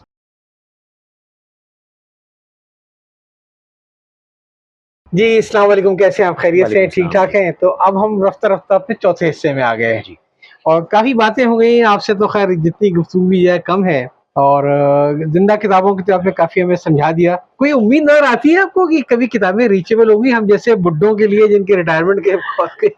जी, उसमें वो मॉडल या तो हम लौट के आ जाए किसी सूरत के, जो मैंने आपसे जिसका जी, ज़िक्र लेकिन किया। मेरा ख़्याल है कि हर काम हुकूमत के ऊपर ना छोड़ें, जी कुछ हाँ। लोगों को खुद ही मोहब्बत में आगे अच्छा, बढ़ना चाहिए मसला किताबों ये की। है, आपके सवाल का जवाब मुश्किल इसलिए है, मगर मैं देता हूँ, क्योंकि ये सवाल अक्सर होता रहता है और मैं लोगों को बताता रहता हूँ कि कागज़ सस्ता नहीं होगा। मुल्क में यही हुआ है कि जो चीज़ हो गई और वो मज़ीद बढ़ती है और कम नहीं हो। एक तो ये हमें तस्लीम शुदा ये हकीकत है। दूसरी बात ये है कि ये जो बुक पेपर, बहुत सारे लोगों को नाम इस तरह से नहीं पता होगा ये कि क्या फ़र्क है। जो एक मलगुजा सा कागज़ है, मटियाला सा और हल्का कदरे, और सफ़ेद कागज़ है, वो वाइट इंडोनेशियन इम्पोर्टेड पेपर है 70 ग्राम का। ये बड़ी दिलचस्प सूरत हाल ये हुई है पिछले दिनों के, करीब-करीब तो किसी ज़माने में इसमें निस्फ़ का फ़र्क हुआ करता। ये फिर उसके करीब आया क्योंकि लोग इसकी तरफ दौड़ पड़े। नहीं, उसके दाम गिरे या इसके दाम घटे बढ़े? दाम बढ़े बुक पेपर के, जिसके निस्फ़ हुआ करते थे, बल्कि उससे भी कम हुआ करते थे, वो आहिस्ता-आहिस्ता उस पे पहुँचा, करीब आया, और अब पिछले दिनों जो मुझे वो बता रहे थे पब्लिशर के, उससे वो बढ़ गया है अच्छा, उसके उसके दाम जो हैं, जबकि माशाअल्लाह। सफ़ेद कागज़। अब ये वो जिसे हम कहते हैं अनकंट्रोल्ड फैक्टर्स, ये बस में नहीं है, ये इख्तियार नहीं है, किसी का भी इख्तियार नहीं। इदारे, उनकी तवज्जो या सपोर्ट वो भी नहीं है। तो अब करें तो क्या करें? वही मॉडल जैसे मैंने अर्ज़ किया ना कि वो जो लोग थे जिन्होंने हमें 106 सिलसिले तक वो किया, तो या तो वो लौट कर आए, लेकिन उसके लिए फिर हम फिर हाथ फैलाएँ और फिर तलबगार की हैसियत से खड़े हुए हों कि साहब हमारी मदद करें, तो ये कुछ एक मायूब सी बात लगती है। ये एक मैं तो समझता हूँ कि ख़ासी वो। दूसरी बात, एक इस वसासत से मैं एक बताना चाहता हूँ लोगों को, जो इनमें से कई लोग जो सुन रहे हैं वो मुझे नहीं जानते होंगे, उनको शायद ये भी ना पता हो कि क्या, वो ये समझ रहे होंगे अब तक की गुफ्तगू में कि मैं शायद पब्लिशर हूँ। मैं ये वज़ाहत अगर इजाज़त हो तो कर दूँ कि पब्लिशर एक पब्लिशर और दूसरे हैं हमारे, फ़ज़ली सन्स हैं, और एटलांटिस है। एटलांटिस पब्लिकेशन, ये 2 ही पब्लिशर हैं। और ये सारा सिलसिला चल रहा है। शुरू में महराज जामी साहब के ने कुछ किताबें शाया की, जिंदा किताबें की। हाँ। ये हमारा काम इसमें एक तख्लीक़ सहूलतकार अदब। का हाँ। बज़्म तख्लीक़ अदब, वो मुझे लिखते हैं फारूक किताब पे बानी जिंदा किताबें। मैंने कहा ठीक है, यहाँ तक ठीक है। किताब का इंतखाब करना मुसन्निफ से और या उसके लवाहिकीन से मामला तय करना, तहरीरी इजाज़त, फिर कंपोजिंग करवा के, फिर उसकी प्रूफ रीडिंग, ये सारे मराहिल ये सब निगरानी में होके करके फिर हम इनको दे देते हैं। अब उसके बाद कीमत का तयन जो सबसे अहम बात है ना, लोग मुझसे कह रहे होते हैं कि कीमतें ज़्यादा हैं, वो उनका सवाल दुरुस्त है, लेकिन वो कीमत जब वो कहते हैं कि हमें कम पे दिलवा दीजिए, कम करके, तो मैं उनसे कहता हूँ कि ये इख्तियार पब्लिशर का है। तो मैं ये कहूंगा कि राशिद अशरफ साहब जो है सहूलतकार है। हाँ, सहूलतकार का लफ्ज जो है खासा। जी हाँ, जी हाँ, नहीं मतलब कि आप जी हाँ, मुसन्निफ, पब्लिशर, राइटर सबको एक, ताकि किताबों को फरोग मिल सके। सहूलतकार लफ्ज बड़ा अच्छा है, वो बदकिस्मती से कुछ जरा बदनाम सा हो गया है हमारे यहाँ हाँ। मुल्क में, लेकिन ये है कि बहरहाल हकीकत यही है हाँ। कि आप उसको कोऑर्डिनेटर कह लीजिए। वैसे तो राब्ताकार हैं। देखिए, बानी कभी इसलिए गलत नहीं है कि ये जिंदा किताबें रजिस्टर्ड इदारा है, वो रजिस्ट्रेशन करवा ली थी हमने कॉपीराइट के तहत, वो भी इसमें फारूक साहब ने हमारी मदद की, आपके तो नाम के ऊपर करवा ली थी। तो चलिए, ये हम समझ सकते हैं कि भाई एक इदारा है जिसके तहत हम ये काम कर रहे हैं। लेकिन कॉपीराइट पे भी आपने बिल्कुल इब्तदा में ये बात की थी कि हम इस पे बात करेंगे, बिल्कुल शुरू में। तो मेरा ख्याल है पहले तो आपकी बात से मैं कंप्लीट कर दूं कि जो लोग ये समझते हैं कि राशिद अशरफ साहब जो है इनकी दाल रोटी किताबों से है, तो 300 किताबें छापने के खतावार जरूर हैं, लेकिन दाल रोटी के लिए गवर्नमेंट सर्विस से करते हैं और ये ऑयल एंड गैस इंडस्ट्री से वाबस्ता है और वहीं से इनका सिलसिला है। किताबों का शौक है जो किसी को हो सकता है और जो आपको भी है। और इससे पहले कि आप आगे चले, मैं कहूँगा कि यकीनन इस मुआशरे में परवेज़ हैदर साहब और ये अमीन साहब के जैसे लोगों की ज़रूरत है, वसीम रज़ा साहब की ज़रूरत है, ये जो इस चीज़ को समझे किताबों की अहमियत को, कि हर चीज़ हुकूमत नहीं करेगी। अगर हिंदुस्तान में इतने सैकड़ों इदारे आ सकते हैं जो किताबों को छापे बंद करते हैं, तो पाकिस्तान में पैसे वालों की कमी नहीं है। होंडा सिविक लोग 30-35 लाख की लेते थे तो महंगी लगती थी, आज 70-80 लेते होंगे तो उनको सस्ती लगती है। गाड़ी का मॉडल चेंज करने में कई लाख रुपए लगाते हैं। और लोगों की जो किताबों की तवज्जो है वो सिर्फ और सिर्फ अपने विजिटिंग कार्ड के तक है कि मेरा दीवान आ जाए, उसकी 4 जगह रुनमाई हो जाइए। उनको आना चाहिए कि जो दूसरी किताबों को प्रमोट करें वो। जी हाँ, ये भी बहुत बहस तलब और बहुत डिबेटेबल आपने जो आखिरी बात कही है ना, कि उसमें ठेस न लग जाए आपगीनों को। बात ये होती है कि ज़बान से बाज़ औक़ात आदमी या कुछ दिल जला हो तो कोई हो जाता है। अदब तो एक तमाशा बन के रह गया। इस सिन्फ से जो हैं लोग, वो उनकी तादाद जो है वो ख़ास किस्म के लोग हैं, अजारादारी है उसमें। ये भी एक बड़ी तकलीफ़देह सूरत हाल है, वो हर जगह होती है। ग्रुपिंग है, आपस में कदूरतें हैं, नफ़रतें हैं, और यही वजह है कि मैं आपसे अर्ज़ करूँ कि एक अदब के तालिब इल्म की हैसियत से ही ये मेरी बात सुनी जाए तो बेहतर है। बाकी किसी अदबी तकरीब में वो मैं बरसा बरस शुरू में मैं कुछ में गया, लेकिन बहुत जल्द मुझे एहसास हो गया कि ये बहुत मामला जो है बड़ा मुख्तलिफ है। लॉबिंग और सब कुछ जी, किनारा कशी इख्तियार करना, जो अदबी तकरीबात के पीछे भागते हैं, और लोगों के बड़े बड़े नाम हैं इस कराची शहर में जो बड़े मोतबर थे, लेकिन बहुत ही अजीब व गरीब किस्म की किताबों के फ्लैप लिख के, और उनको मीर व गालिब से और ऐसे यूनिवर्सिटियों से वाबस्ता लोग बड़े बड़े ओहदों से वो रिटायरमेंट के बाद अब वो ये काम ये कर रहे हैं। तो अफसोस होता है देख के कि वो किसी को जब वो मीर व गालिब से तशबीह दे देते हैं कि गोया शायरी, और वो शायरी की वो किताब वो 6 महीने बाद फुटपाथ पे नज़र आती। तो जो और यही वजह है कि तकारीब के पीछे भागना या वक्त बर्बाद करने वाले लोग काम नहीं कर सकते। वो फिर उनका एजेंडा कुछ और होता है, वो या तो उनको सियासत में आना होता है या उनके और मुख्तलिफ मकासद होते हैं। काम लग के करना पड़ता है और ये सारी चीज़ों से किनारा कशी इख्तियार करनी पड़ती है, तभी आप कुछ कर पाते हैं। क्योंकि बहुत माज़रत के साथ मैं कोई नाम नहीं लूँगा, लेकिन मैं देखता हूँ कि अक्सर जो किताबें छपती है, मैं ये कहता हूँ कि सब वो विजिटिंग कार्ड के तौर पर छपती है कि हमारी कोई शनाख्त हो जाएगा, हमारी कोई किताब आ गई है, ठीक है जी। और इनका अंजाम क्या होता है? 70-80% किताबें सेल्फी बनाने के काम आती है। सेल्फी बनाने के काम आती। मुशफ़िक़ ख्वाजा का की मिसाल, लोग झोले में किताबें लिए घूम रहे थे, मिला उसको दिया, तस्वीर खींची, फेसबुक डाल दी। क्या ये है अदब की मोहब्बत? जी, एक साहब आए, वो बहुत बड़ा नाम है, डॉक्टर खालिद जावेद दिल्ली से आए, तो वो उन्होंने मुझे फ़ोन किया, वो होटल में हम गए, मुलाकात हुई। इब्न सफ़ी के, वो भी परस्तार, तो मुझसे कहने लगे कि यार मेरी कल फ़्लाइट है कल की और मैं वापस जा रहा हूँ। अब ये 100 किताबें लोग मुझे दे गए इस उम्मीद में कि मैं पता नहीं इन किताबों को वहाँ जाके शायद वज़ीर आज़म तक पहुँचा दूँगा या खुदा जाने क्या करूँगा। अब ये 100 किताबें मैं नहीं लेके जा सकता, तो आप ले जाइए। तो मैंने कहा डॉक्टर साहब तो ये तो बहुत बड़ी तादाद है। तो कहने लगे हाँ, ये तो इनका किराया भी देना पड़ेगा और ये मेरे किस काम की, इसमें शायरी है ज़्यादातर। तो देखिए, कोई मुफ्त में भी खड़े होकर आप शायरी की किताब कहेंगे तो लोग नहीं लेते। अब जो असनाफ़े अदब पढ़ी जाती हैं आज भी इस दौर में भी, वो आबिती है, सफ़रनामा है, खाका है, अच्छा हो, मयारी हो, यही तीन चीजें मेरी पसंद की हैं, ये ज्यादातर आबिती, सफरनामे और खाके। अच्छा, चौथे मैं रखता हूँ उसको, जो हमने कुछ किए भी हैं और लोगों ने पसंद किया, खुतूत। लेकिन खुतूत किसके? रशीद हसन खां, क्या वो शख्स था जनाब हिंदुस्तान में? वो आप देखिए नाम था। या मुशफ़िक़ ख्वाजा के खुतूत जो हैं वो मुरत्तब उन्होंने किए हैं, काबिज साहब ने, मोहम्मद अली रज़ेलवी साहब। अब वो ये नाम जो है ना, और अभी और भी आएंगे। एक साहब का पता चला, वो मोहम्मद यूनिस, वो दिल्ली में होते थे, पेशावर से गए थे तकसीम के बाद, उनके खुतूत 1969 में वहाँ से छपे थे। तो वो मैं उस किताब को इंशाल्लाह लेकर आऊँगा।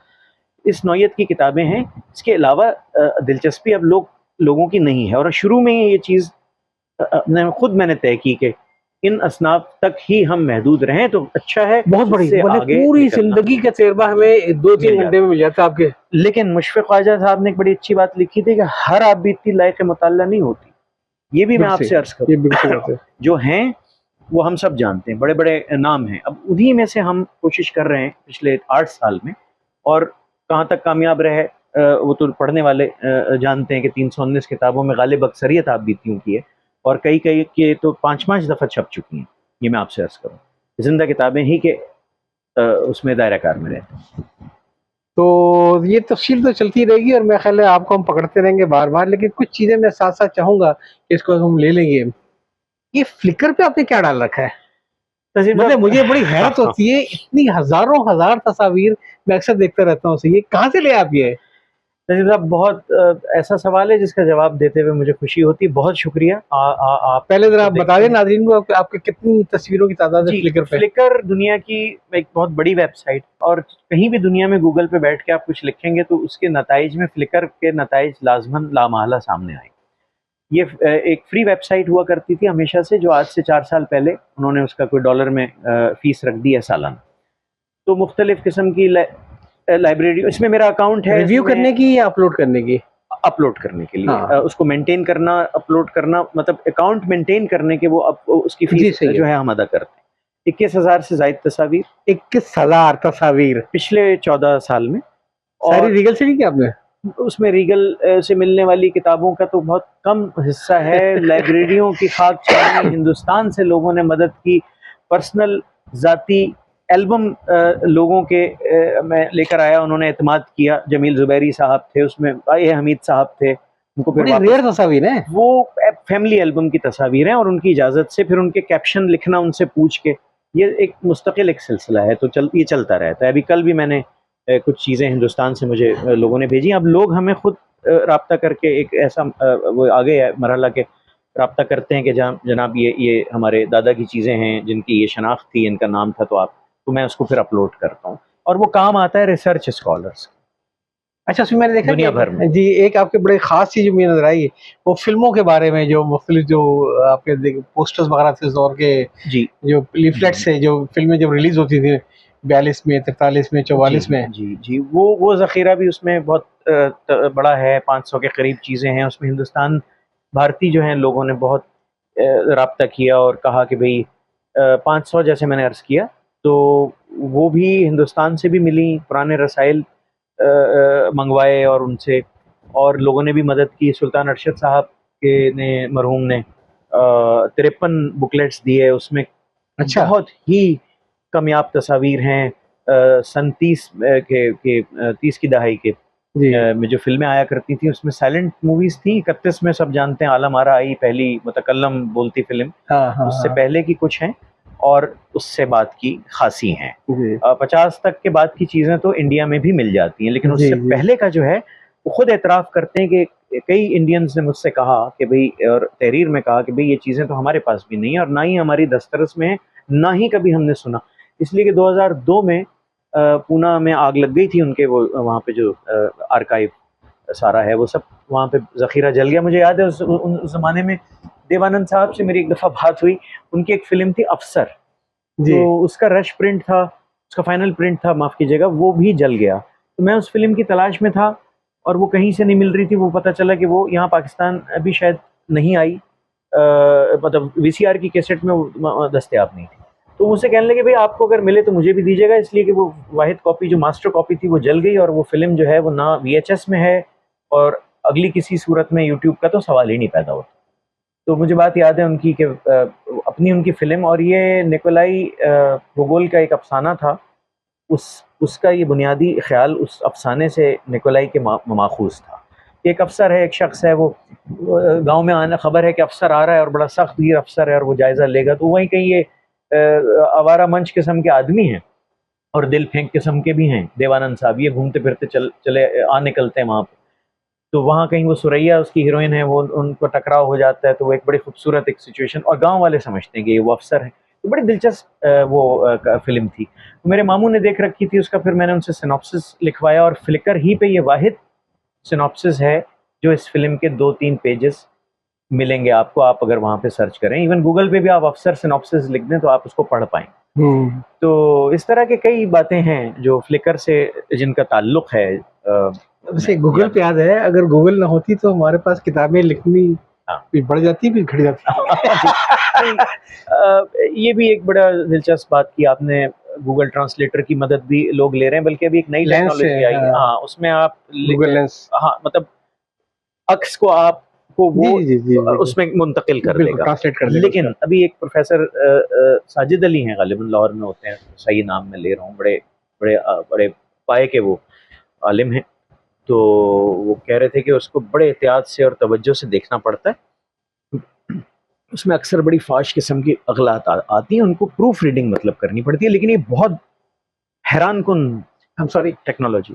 फाश किस्म की अगलात या फोश किस्म की अगलात? हाँ, मतलब जिसको हम कहते हैं कि जी जी जी जी ब्लंडर्स, और मतलब फाश किस्म की, जी हाँ जी हाँ जी, वो इस दर्जे पे शायद फाइज नहीं हुआ है अभी तक उसको उस तरफ ले जी। तो ये एक दुनिया अलग है, इसको मैंने इस बात को समझ लिया था फ्लिकर का जब आगाज़ हुआ, और घंटों घंटों लाइब्रेरियों की खाक छानी।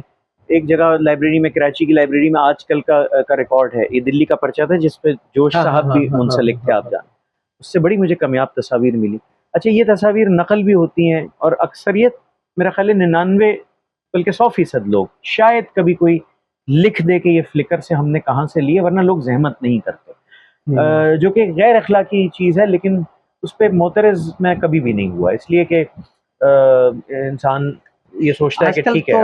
आजकल तो अखलाकियात के म्यार सिर्फ ये है कि राशिद अशरफ साहब की भी तहरीर हो, छापी जाए और अपना नाम न दो, बस ये लोग मनकुल लिखना भी गवारा नहीं करते हैं। तस्लीम साहब, मैं सुनने वालों को एक बड़ा दिलचस्प बात करूं जो मैंने कभी इससे पहले की नहीं, लिखने का तो खैर सवाल ही नहीं पैदा होता, लेकिन चलिए बात से बात निकल आई। इब्न सफ़ी साहब पर किताब हमने लिखी, बड़ी खाक छानी उसकी, उनके घर वाले जनाब बड़ा मोहब्बत करते हैं, बड़ा हमारे हमसे एहतराम मेरा करते हैं, और ये उनका बड़ापन है। तो किताब हो गई, फिर उसका सेकंड एडिशन 250 सफ़ात के इजाफे के साथ आया, और बड़ी लोगों से मैं मिला जाके और कोशिश की कि मुस्तनद चीज़ें हों, और फिर उनके जो साहबजादे हैं उन्होंने भी उसको पढ़ा कि भाई कोई गलत ऐसी चीज़, मैंने कहा इसको आप देख लीजिए कि ना चली जाए। इब्न सफ़ी साहब का नाम आता है तो अकीदत से हमारी गर्दन झुक जाती है, तो चलिए काम तो हो गया उन पे। तो ये लो, आप बिल्कुल सही कह रहे हैं कि ये मिसाल मैं आपको दे रहा हूँ कि उसका एक कंडेंस्ड वर्जन है मेरी किताब का, वो किताब जो सरकारी इदारे से छपी, उसका एक कंडेंस्ड वर्जन, एक उसमें एक नज़म गालिबन आखिर में शामिल है, बाकी सारी अल्फाज की तरतीब भी वही है, इतनी भी जहमत नहीं की गई कि अक्सर जगहों पे जुमलों को बदल लिया जाए, तो ये तो काम धड़ल्ले से हो रहा है, और इसलिए अब बुरा भी नहीं लगता। शुरू में जो चीज़ें बुरी लगती थी, अब हम कहते हैं कि चलो ठीक है भाई, जो कर रहा है करे, आप किस किस चीज़ में वो करेंगे, और टाइम ही ज़ाया करने वाली बात है, वक्त वो है बर्बाद करने वाली बात है, क्योंकि देखिए लॉ नहीं है कॉपीराइट का, मैं आपको बताऊं यहाँ पे वो बहुत ही लॉज हमारे मुल्क में बहुत सारे हैं, हर तरह का लॉ है, कानून मौजूद है, लेकिन उसकी कितना मौसर है, वो कितना इफेक्टिव है, ये एक अलग बहस है। कॉपीराइट को ही आप ले लीजिए, उसमें भूल चूक हो जाती है लोगों से, लेकिन बहरहाल वो मौजूद है, उसमें सब लिखा हुआ है, 50 साल का अरसा, 10 साल का अरसा, सब उसमें लिखा हुआ है, उसकी पासदारी है वो, अगर लेकिन वो बात वही है ना कि मैं समझता हूँ ये लोग नफ्सियाती मरीज होते हैं जो किसी और की तहरीर को अपने नाम से शाया करें, अजीब सा लगता है, मतलब सिर्फ कुछ भी नहीं, और यहाँ तक मैंने देखा है लोगों को कि बड़े मशहूर मशहूर जो कलाम है उसमें सिर्फ वो अपना वो डाल देते नाम। तो चौथा हिस्सा तो मेरा ख्याल है यहीं पे हम रोकते हैं इसको, और क्योंकि बात कुछ तवील हो रही है, बाकी बातें हम करेंगे इंशाल्लाह 5वें हिस्से में। ये 5 हिस्से पे बात जाएगी। बहुत बेहतर।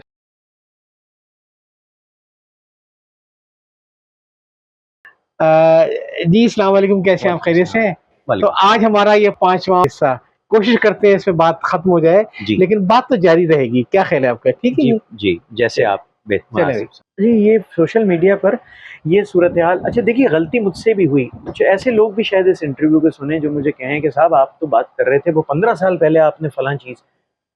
बिल्कुल आप मैं एतराफ़ करूँगा कि वो उस वक़्त बिल्कुल हमें अंदाज़ा नहीं था कुछ चीज़ें। फिर एक दफ़ा क्या हुआ कि अहमद शफ़ी साहब, जो इब्न शफ़ी साहब के साहबज़ादे हैं, उन्होंने कहा, उस वक़्त मैं नहीं जानता था, वो मुझे नहीं जानते थे, ज़ाहिर है। तो कहने लगे कि ये आपने तो, ये तो कॉपीराइट के ज़ुमरे में आता है, उसकी खिलाफ वर्जी के।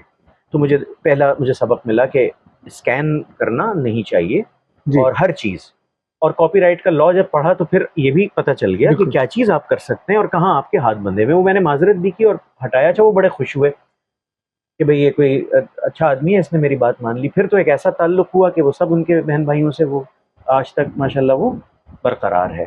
तो ये बात जो है, इसी तरह से मुरत्तबा एक लफ्ज़ कॉपी होता रहा, राशिद अशरफ, उसकी जानिब भी कुछ लोगों ने तवज्जो दिलाई। तो मैंने माज़रत की, उन्होंने कहा कि आप एक दूसरे की आपबीती को ज़िंदा किताबें में आप छापते हैं तो एहतमाम व पेशकश लिखें, मुरत्तबा ना लिखें, इसलिए ये तो आपके खाते में आ जाएगी।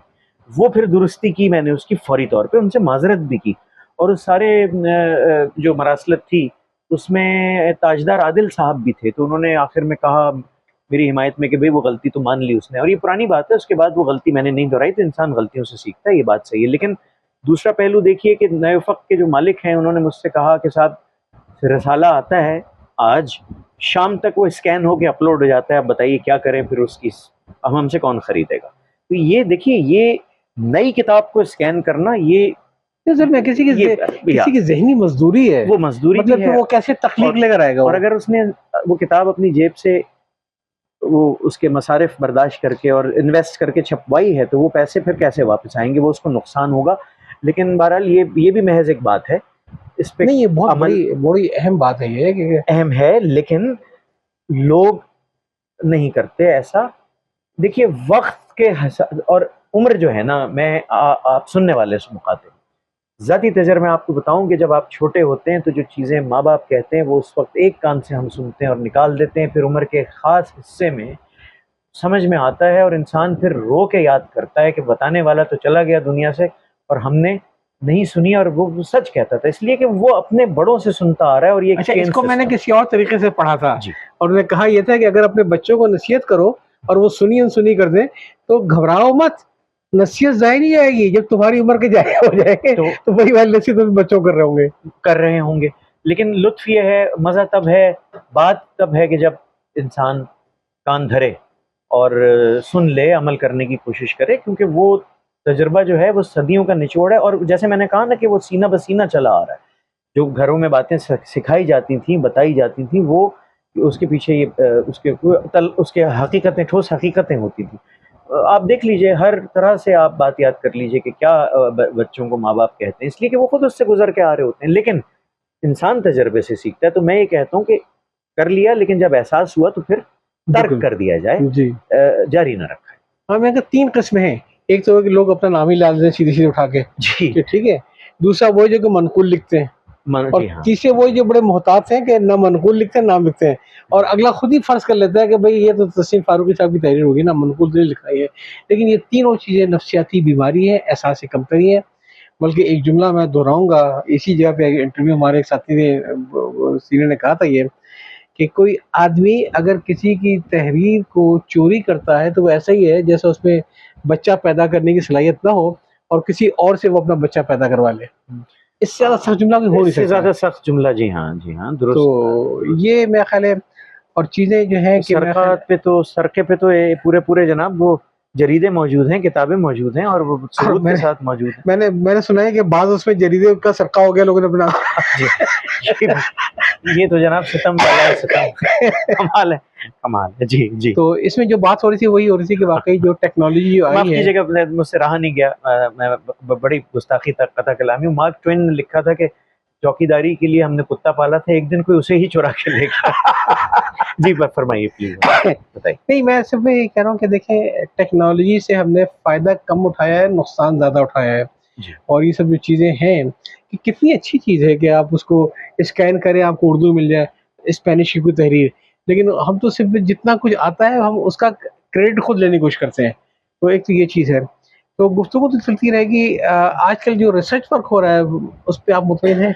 देखिए, रिसर्च वर्क आप ये सवाल सुनने वालों को मैं बता दूं कि ये तयशुदा नहीं है। अभी मैं हैरान हूँ कि ये सवाल इन्होंने किया तो मैं जवाब दूं, और बहुत अच्छा सवाल है। पिछले यहाँ पे जितने भी आप इंटरव्यू देखेंगे कोई भी स्क्रिप्टेड नहीं अच्छा, है। नहीं, नहीं, और नहीं, आपसे भी हाँ, हमने यही कहा था हम क्या सवाल करने नहीं, के हाँ, लिए जा रहे हैं। बिल्कुल सही है।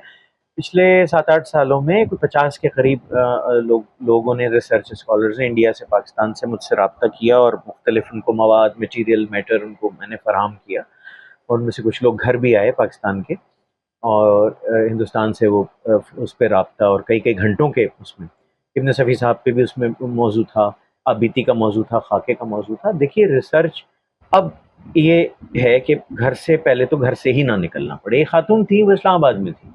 तो मैंने उनको कहा, बीबी आपने बड़ा अच्छा ये शुरुआत की है, लेकिन जिन शख्सियत पर आप कर रही हैं वो एक खातून अफसाना निगार, बहुत बड़ा नाम, उसके लिए लामहला आपको कराची आना पड़ेगा। पहली तो ये बात है। पहली कोशिश अब ये होती है कि वो हो जाए, आपको ऑनलाइन पीडीएफ पीडीएफ मिल मिल जाए, जाए जी, हाँ। ठीक है ना? चलिए, वो भी कोई बुरी बात नहीं है। मैं समझता हूँ कि रेख्ता पे खुदा भला करे उन लोगों का कि इतना कुछ आ गया, तो वो तलब भी अब पूरी हो गई। लेकिन बहरहाल जब तक आप ना निकलें, लाइब्रेरियों में ना जाएँ, उनके अहले खाना की खोज ना लगाएँ, ना मिलें, तो उसमें वो जान नहीं पड़ती। जेन्युइननेस कहाँ वो से आएगी? जेन्युइननेस जिसे हम कहते हैं, जैसे आप बिल्कुल, वो कैसे आएगी? तो ये तहकीक का उसूल जो है ना, उस पे तहकीक किस तरह की जाए, इस पे भी किताबें मौजूद हैं। तहकीक के उसूल के नाम से आप देख लीजिए, किताबें मौजूद है। चलिए, और कहीं नहीं तो वो तहकीक के उसूल इंटरनेट पे ही मिल जाएंगे, एक दफ़ा आदमी उनको पढ़ ले, उसमें अच्छे लोग भी नज़र आए, मेहनती लोग भी नज़र आए। लेकिन अब ये कोशिश होती है। फिर एक बिद्दत और चल पड़ी, आज से कुछ 2-4 साल पहले तो 3 प्रोफेसर्स के नाम भी एक कराची के एक जामे के आए थे, अखबार में आए थे कि उनका वो पीएचडी पूरा उन्होंने जो है वो नकल कर लिया था। और फिर ये सिलसिला शुरू हुआ 8-10 साल पहले। उसका तो एक और मसला मैं आपको बता दूं, जो मैं समझता हूँ कि ये यूनिवर्सिटी के असातिज़ा जो हैं, जी, बाज़ औक़ात जो उनके पास जो लड़के होते हैं उनको सब्जेक्ट वो बाँट देते हैं। रज़ील साहब, उससे भी अगली बात मैं बताना जी, चाह रहा जी, हूँ। हाँ। सब्जेक्ट बाँटना भी चले, एक बार उसमें समझ में आता है कि अब अगर उसमें कोई और वो लड़के सब्सटेंस जान होगा। छुड़ाने के लिए सरका उठा के पकड़ाते हैं इसको। ये इसमें लोग पकड़े गए हैं। जो मैं कहना चाह रहा हूँ, 10 साल 12 साल से ये शुरू हो गया हमारे मुल्क में, अभी भी हो रहा है। लेकिन यहाँ ज़ाहिर है हम नाम नहीं ले सकते कि रेट मुकर्रर है एमफिल और पीएचडी का, जो यही लोग लेके अपने शागिर्दों से वो पैसे लेके और खुद लिख के देते हैं, और वो उनके नाम से 5 से 10 लाख रुपए। चलिए, मैं आपको फिगर भी बता देता हूँ। ये तो एक अमूमी बात है, नाम ज़ाहिर है हम नहीं ले सकते, लेकिन ये हो रहा है, इसके सबूत भी मौजूद हैं। वो सबूत ना तहरीर में आ सकते हैं, ना ऐसे फोरम पे बताए जा सकते हैं। ये हमारे मुल्क में खैर से ये काम बफज़ल खुदा हो रहा है, काफ़ी अरसे से क्या हो रहा है। इसकी तो वजह क्या आप किस चीज़ को फिर आप क्या इस किस्म की जो तहकीकात हुई हैं या तहकीक जो लोगों ने की है, इसकी बड़ी वजह वो नहीं है जो आपसे 10-12 साल पहले अचानक पीएचडी को बड़ी अहमियत दी गई थी कि साहब गवर्नमेंट ये दे देगी, वो दे देगी जी, पीएचडी करने के ऊपर वो आज भी है, तो इंसेंटिव जिसे ये कहते हैं, इंसेंटिव जैसे आज जो भी उसकी है। जॉब्स के अंदर, सैलरीज़ के अंदर ये, जी, जी। तो उसकी वजह से उनको इल्म आए कि ना आए मगर आए पीएचडी। हाँ जी, हाँ। आए कुछ अब्र कुछ शराब आए, उसके बाद जो आए, तो वो पहली तो बात ये है कि जो मॉनेटरी बेनिफिट है वो अब वो हर चीज़ में उसकी अव्वलियत है। चाहे वो दुनियावी मामलात हों और दूसरे दीनी मामलात हों, हर तरफ बाज़ार गर्म है, चोले ओढ़े हुए हैं लोगों ने, तो ये शोबा कैसे बच पाता? तो ये तो हमें तय कर लेना चाहिए कि हम अब यही हमारा मुस्तक़बिल है, और इसी में हमें ज़िंदा रहना है। अगर हम ज़िंदा रह गए या किसी खुदा न ख़ास्ता किसी लपेटे में ना आ जाएँ, और यही इसी तरह से ज़हनी मरीज़ बन के छोटी-छोटी चीज़ों पे कुढ़ के, और हमें हमारी ज़िंदगियाँ गुज़रेंगी। और ये बात मैं बड़े व उससे कह रहा हूँ। ये कोई इब्न सफ़ी कहा करते थे कि मायूसी फैलाना, याद रखिए, मैंने लिखा है और मैं उस पे यकीन भी रखता हूँ कि वो क्या कहते थे। वो कहते थे, याद रखिए, मायूसी सबसे बुरी चीज़ है। नौजवान और हुकूमती एजेंटों से आप एजेंट से आप होशियार रहिए, ये आपकी सफ़ों में दाखिल होकर सबसे पहले मायूसी फैलाते हैं। ये है वो इनका हरबा, जिससे और एक मायूस आदमी फिर वो हर काम करता है। उसकी मिसालें आपको मुख्तलिफ हमारे मुल्क के मुख्तलिफ हिस्सों में नज़र आ रही हैं। वो हथियार भी उठाता है वो, और तो उनको पहचानें, उनको रोकें और असबियत और इलाकाइयत की बातें करना। लेकिन आज मैं आपसे पूछूं और आप मुझसे पूछें, देखें हमारे अतराफ में जो कुछ हो रहा है, मायूस क्यों ना हो जनाब, कोई एक सबब बता दीजिए कि जो कोई एक अच्छा काम हो रहा है और कोई हौसला अफजा हो रहा है जिसकी वजह से लोग कहें कि नहीं नहीं हम यहाँ रहेंगे और हमें बहुत कुछ यहाँ नजर है। लोग तो भाग रहे हैं इस मुल्क से। तो इसको खुदा के लिए मैं समझता हूँ इसको इस पर तवज्जो देनी चाहिए, इसको चीज़ मामलात को ठीक करना चाहिए। और मैं भी, हम रास्ते में भी बात कर रहे थे, हम पहले भी बात कर चुके हैं कई और फोरम्स पे भी, कि एग्जाम्पलरी पनिशमेंट ये जब तक नहीं होंगी सजाएं, वो यही होगा कि वो बेगुनाहों की जानें जाती रहेंगी। 50 रुपए की गोली से वो बाहर आके फिर वही कत्ल व गारत गरी करेगा, फिर 2 साल बाद आके करेगा। और ये एक चेन सिस्टम है, उसमें नए नए लोग शामिल होते जा रहे हैं। लूट मार का बाजार गर्म है, लोग लुट रहे हैं, तबाह हो रहे हैं, उनकी जिंदगियां जा रही हैं, माओ की गोदें उजाड़ी हैं। ये बात क्या गलत मैं आपसे कह रहा हूँ कि किस तरह का माशरा ऐसे हो गया। माहौल में किताब कौन पढ़ेगा? ऐसे माहौल में जहाँ इतनी इंसिक्योरिटी, तो इसको ठीक करना वो एक ही उससे हो सकता है जो अभी हम बात कर रहे हैं, कि एक सज़ा का खौफ नहीं है, वो उठ चुका है माशरे से, उनको पता है कि कोई हाथ लगाने वाला नहीं है, और सरपरस्तियां हैं उसके साथ और ये तो। अच्छा चलिए, आज एक बचपन की बात, आखिरी बात मैं आपसे आपके सामने रखता हूँ। मैं जब बहुत छोटा था, ये स्कूल के ज़माने की बात है, तब से मैं सुन रहा हूँ खुमैनी का इनकलाब, खुमैनी का इनकलाब। जी जी बिल्कुल मैं बिल्कुल। सोचता था क्या है, ब्लड शेड हुआ होगा, ये हुआ होगा। फिर थोड़ा शऊर आया, किताबें पढ़ी तो पता चला कि वो क्या था। वो चले गए थे फ्रांस, वहाँ जाके वो ऑडियो कैसेट्स आती थी, शाह का दौर था, बड़ी लिबरल मुल्क था ईरान का। तो फिर उसके बाद वो आए, तो फिर उसके बाद जो हुआ वो ज़रूरी था। उस वक्त वो लोगों ने कहा कि भाई ये ज़रूरी था, इसलिए कि वो तो उसके बगैर तो माशरा वो ठीक नहीं हो सकता था, वो बातों से नसीहतों से नहीं ठीक होता। तो अब मुझे आके समझ में आया इतने तवील अरसे के बाद, वो बेचारे लोग इतने पहले वो क्यों कहा करते थे। वो बेसिकली मायूस हो चुके थे, उनको पता था कि देखो कुछ नहीं हो रहा है। अब ये ऐसा कि कोई इनकलाब आए तो कुछ ठीक हो, प्यार मोहब्बत कर लो, डरा धम आंखें दिखा लो, कुछ कर लो, इससे कुछ नहीं होता। आपको सज़ा मुकर्रर करनी पड़ेगी। जो 75 साल से अभी हम अपनी डायरेक्शन तय नहीं कर पाए, लॉ एंड ऑर्डर से शुरू कीजिए, कहीं से तो शुरू कीजिए। खुदा न खास्ता फिर दास्तानों में नाम ना होगा, क्या उस वक्त का इंतज़ार कर रहे हैं? तो मैं समझता हूँ तवज्जो देने की ज़रूरत है, और अब वक्त आ गया है, वक्त तेज़ी से हाथ से निकल रहा है।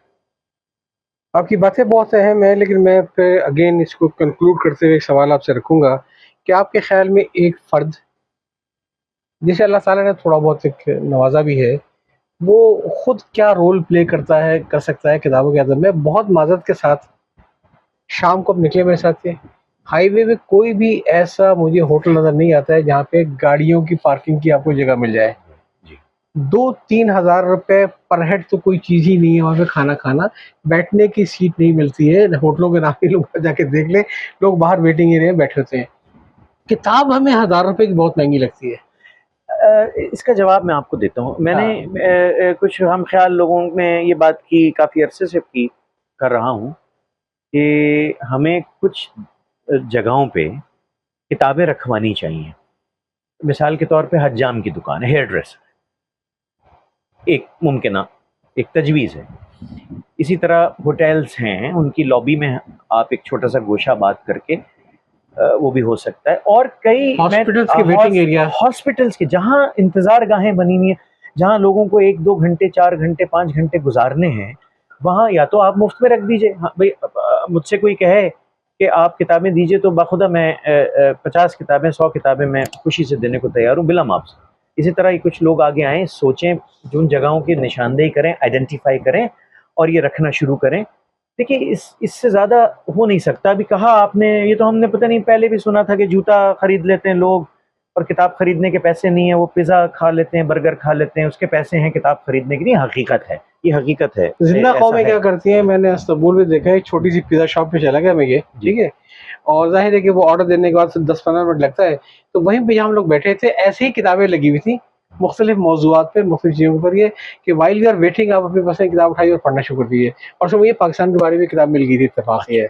तो ये मुझे बड़ी हैरत थी, लेकिन यहाँ मैंने नहीं देखा कि कहीं कोई कॉन्सेप्ट हो किसी अंदाज से। आप सही कह रहे हैं, होना चाहिए, जी। होना चाहिए। और ये सोशल मीडिया पे इसको लिखा जाए, इसको प्रचार किया जाए, लोगों से कहा जाए, तो आहिस्ता आहिस्ता आहिस्ता फिर शायद ध्यान पड़े इस तरफ और वैसे लोग आए आगे। पशीन मेक साहब हैं जी जो हाँ, ये काम करते हैं तरवीज लाइब्रेरी का, और वो उन्होंने जी हाँ, जी मुख्तलिफ हजाम की दुकानों पे, बस जी स्टैंड हाँ, वगैरह में रखवाई जी हाँ, किताबें ये ये। मैंने देखा था जी। और पिछले दिनों। और ये बात तो खैर हम उससे पहले से हमारे जहन में थी, लेकिन उनको देख के बड़ी तकवीत मिली कि ऐसी जगह पे वो इतना बड़ा काम, इतना सोचा उन्होंने। और 5 किस्तें आप सुन चुके हैं, आज इसका छठा और आखिरी हिस्सा सुनिए।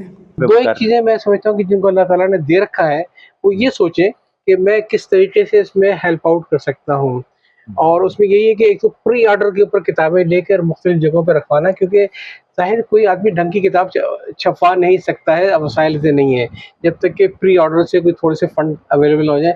अगेन मान लो कि कंटेंट ऐसे होने चाहिए, सब्सटेंस ऐसा होना चाहिए कि वो बाकी ऐसी हो।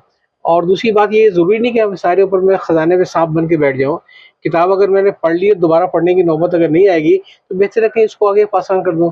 लेकिन डर ये लगता है कि वो रीगल में ना लेके भेज देंगे। अब ये है, अगर ये मामला कुछ पनप जाए, कुछ ये सोच काम कर जाए, कुछ ऐसा हो, तो आप यकीन कीजिए कि शुरू की किताबें हैं हमारे पास अभी भी।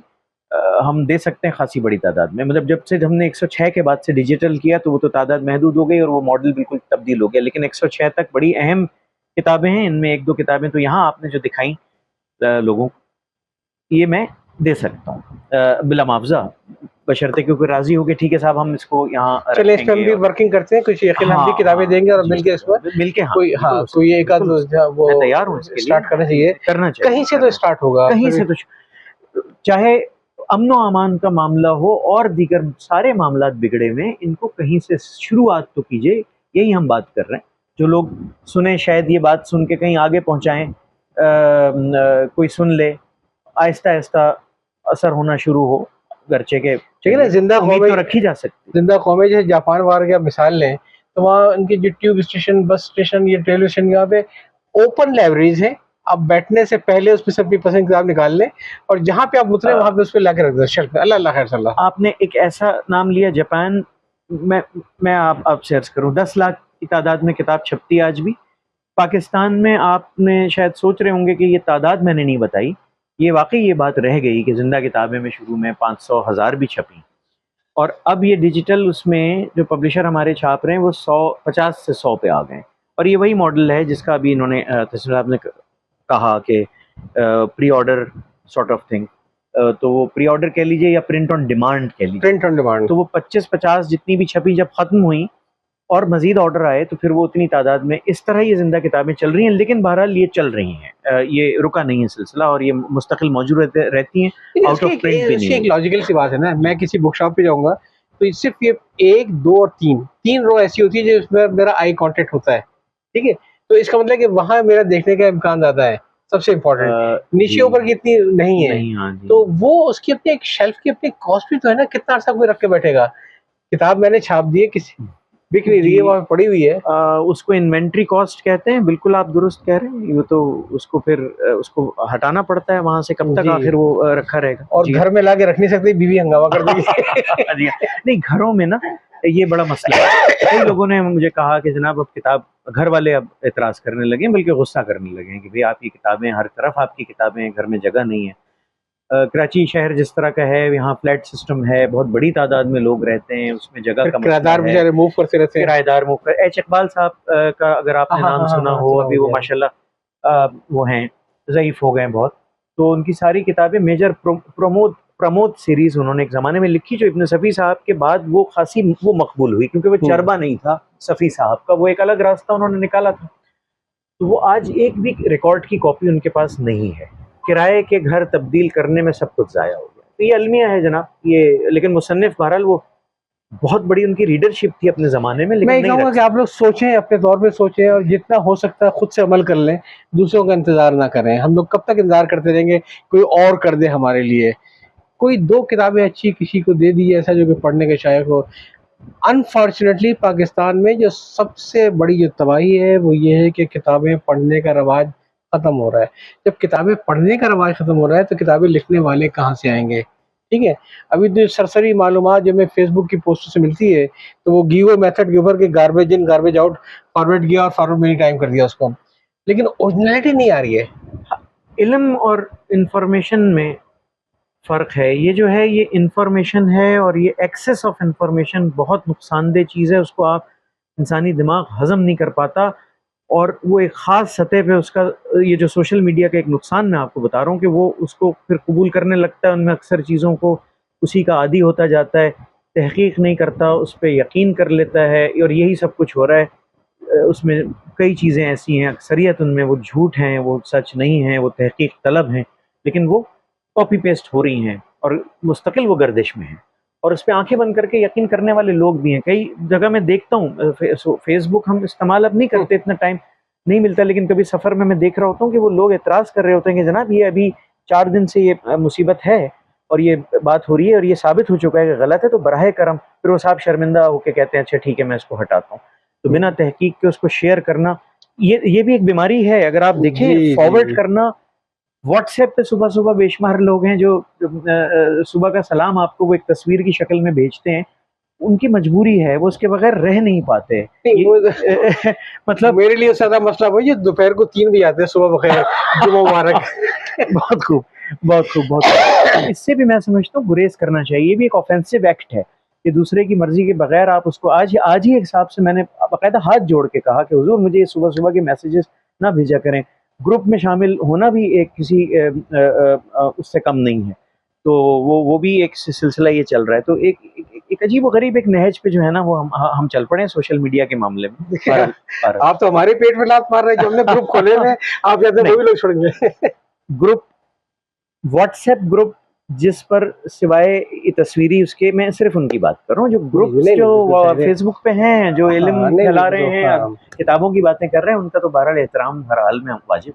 लेकिन बात आपकी वही है कि जब एक्सेसिव चीज़ें हो जाएँगी तो फिर नहीं, जब आप एक किताब, मैं आपका यूट्यूब चैनल या आपका जो अंदाज़ है वो देखता हूँ कि आप किताब खोल के किताब की बात करते हैं। तो जब किताब की बात कर रहे हैं वो हर हाल, जैसे मैं फिर अर्ज़ करूँगा कि वो हर हाल में काबिल होते थे। एहतराम है और रहेगी। जी। मैं तो ये कहना चाह रहा था कि जो ग्रुप वो वाले जो व्हाट्सएप ग्रुप हैं जिनमें सिवाय तस्वीर और जी, और फ़ुज़ूलियात, फॉरवर्डेड मैसेज भी थे। फॉरवर्डेड मैसेज, उसकी बात। तो मेरा ख़्याल है बहुत अच्छी महफ़िल रही और ये महफ़िलें वो हैं जो कि होती रहनी चाहिए। और आज से जो मुझे पैगाम मिला अब सही मानों में वो ये कि हमें अपने तौर पे कुछ न कुछ करना होगा। भले हम ये तय कर लें कि हम महीने में 1 किताब लाज़मी खरीदेंगे कोई अच्छी, और किसी इदारे को, किसी शख़्स को तोहफ़े में देने के लिए।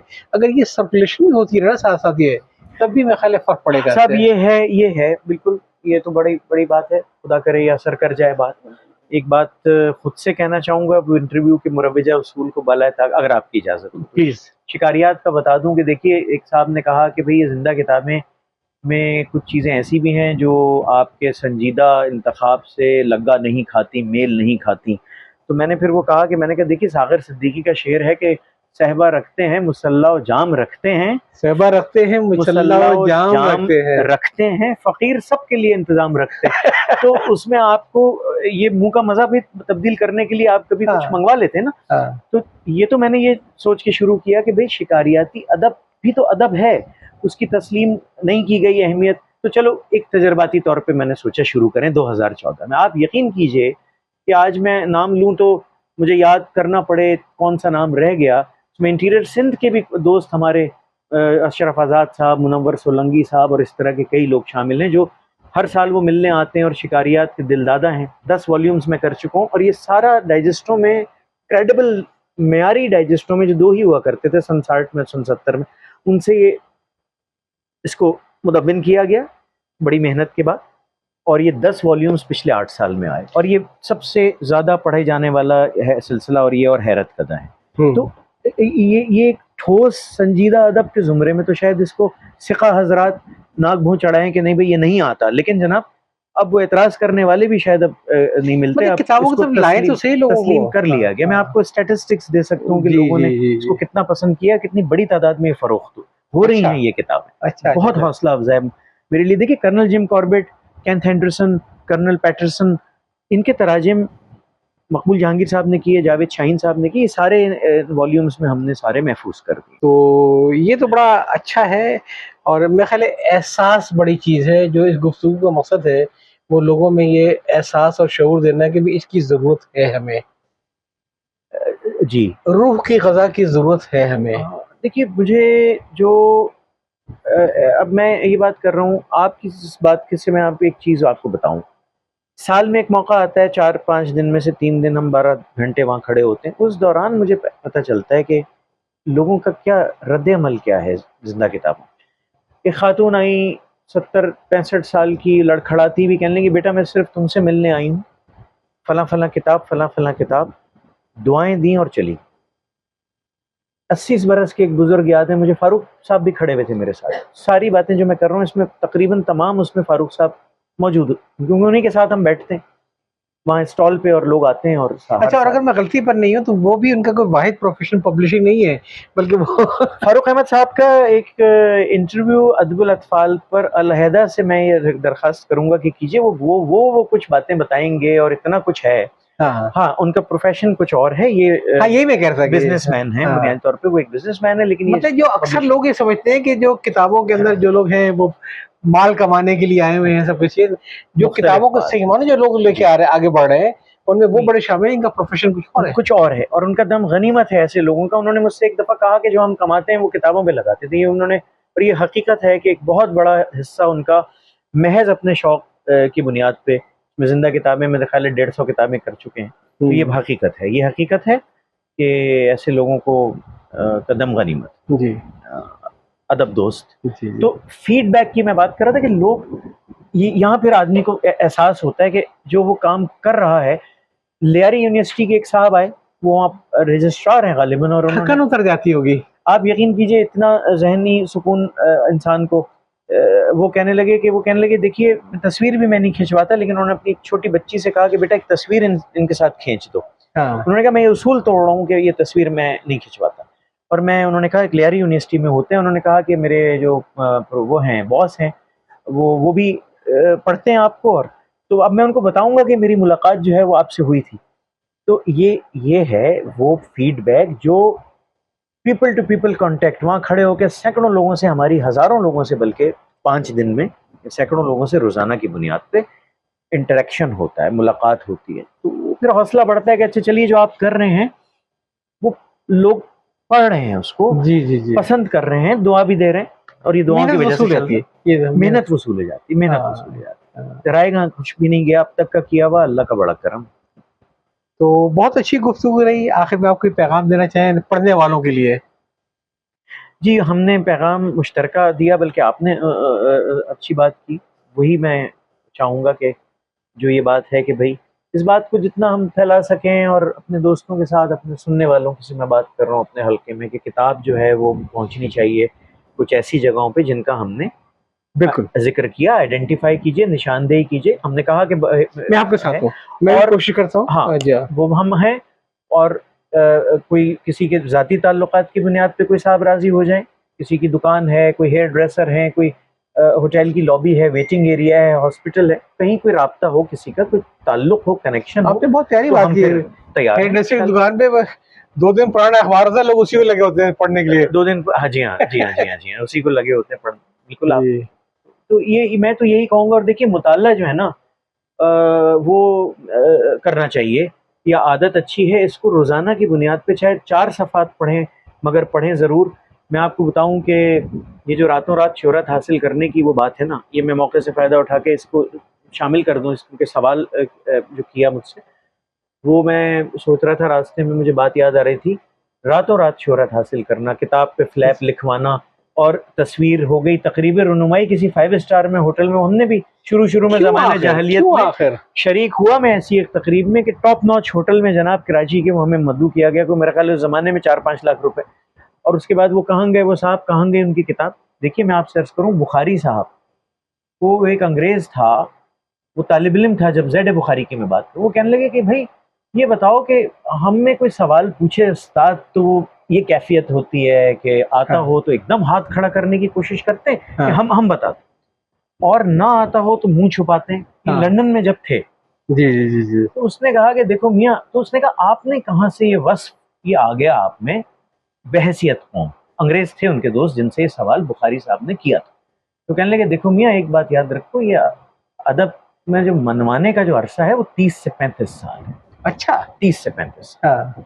ये ऐसा नहीं है कि ये रातों रात, और ये उजलत और ये जो मतानत जिसे ओहो आप कह रहे हैं, ये 150 साल की, मुझे जुमला याद है आपको बगैर किसी तहरीफ के आपको मैं, उन्होंने कहा ये 150 साल की जहनी जिम्नास्टिक का नतीजा है जो अंग्रेज कौम में जो मतानत है, 150 साल की जहनी जम। तो ये मैं आपसे अर्ज कर रहा हूँ कि फिराक ने लिखा था, वो मैंने उस वक्त फिक्रा लिखा था, इब्न सफ़ी साहब पे जब मैं मजमून लिखा था कि लिख रहा था कि जो कौम चीखों से जगाई जाती है वो जागने पर भी वहशी रहती है। वाह। तो ये ना समझें कि आप इस सिस्टम को, सिस्टम बनने में उसमें एक पूरा प्रोसेस दरकार है और वो लोग उससे गुजर चुके हैं, हम तो उसके करीब भी नहीं हैं। हशर नतीजा आप कुछ करना पड़ेगा, हमें कुछ करना पड़ेगा। अब वक्त आ गया है, वरना देखिए हमारे मुंह में खाक, ये ना सोचें कि हमेशा ऐसे ही ये सिस्टम, ये सब कुछ बहुत हो गया, बहुत हो गया, बहुत नहीं होगा ऐसा। फैसला करने का वक्त आ गया, और फैसला करने का रास्ता वही है जो मैं मुझ जैसा एक हकीर आदमी जिसका ना कोई तजर्बा है, ना कोई वो है, ना इसका कोई मकाम है, ना कोई इसकी हैसियत है, वो आप कह चुका कि जनाब रूल ऑफ लॉ को सख्त कीजिए और मिसाल बनाइए ऐसे लोगों को जो उसकी धज्जियां उड़ाते हैं। सही बात है, वरना कुछ ठीक नहीं होगा, सब ऐसे ही चलता रहे। तो बहुत अच्छी गुफ्तगू रही, और मेरा ख्याल है कि अभी इसके साथ जो मुझे जो चीज़ समझ आई कि मुझे आपके साथ मिलकर काम करना पड़ेगा। जी ठीक है, और इंशाल्लाह कोशिश करते हैं कुछ अपने हिस्से का एक बीज कहीं लगा दें, चले चले ना चले तो नीयत के साथ मिल जाएगा। तो मैं आपसे रब्ता करता हूँ, कुछ चीज़ों को, जगहों को आइडेंटिफाई करते हैं कि वहाँ पे एक ओपन छोड़ दें। और मैं तो बताऊँ कि ये दौर तो वो है कि लोग किताब चोरी भी नहीं करते। सिर्फ मुझे कचरा चुनने वालों से डर है, वरना मैं सड़क पर रखवा दूँ किताबें। क्या बात है जनाब। तो जी हाँ, तो बहुत अच्छी मुलाकात हुई आपसे, और मेरा ख्याल है कि आपका ये ताउन हमेशा से रहा, और इसके साथ ही हमारा ये प्रोग्राम आज खत्म होता है। तो आपसे फिर इंशाल्लाह मुलाकात होती रहेगी। इजाज़त चाहता हूँ। अल्लाह हाफ़िज़।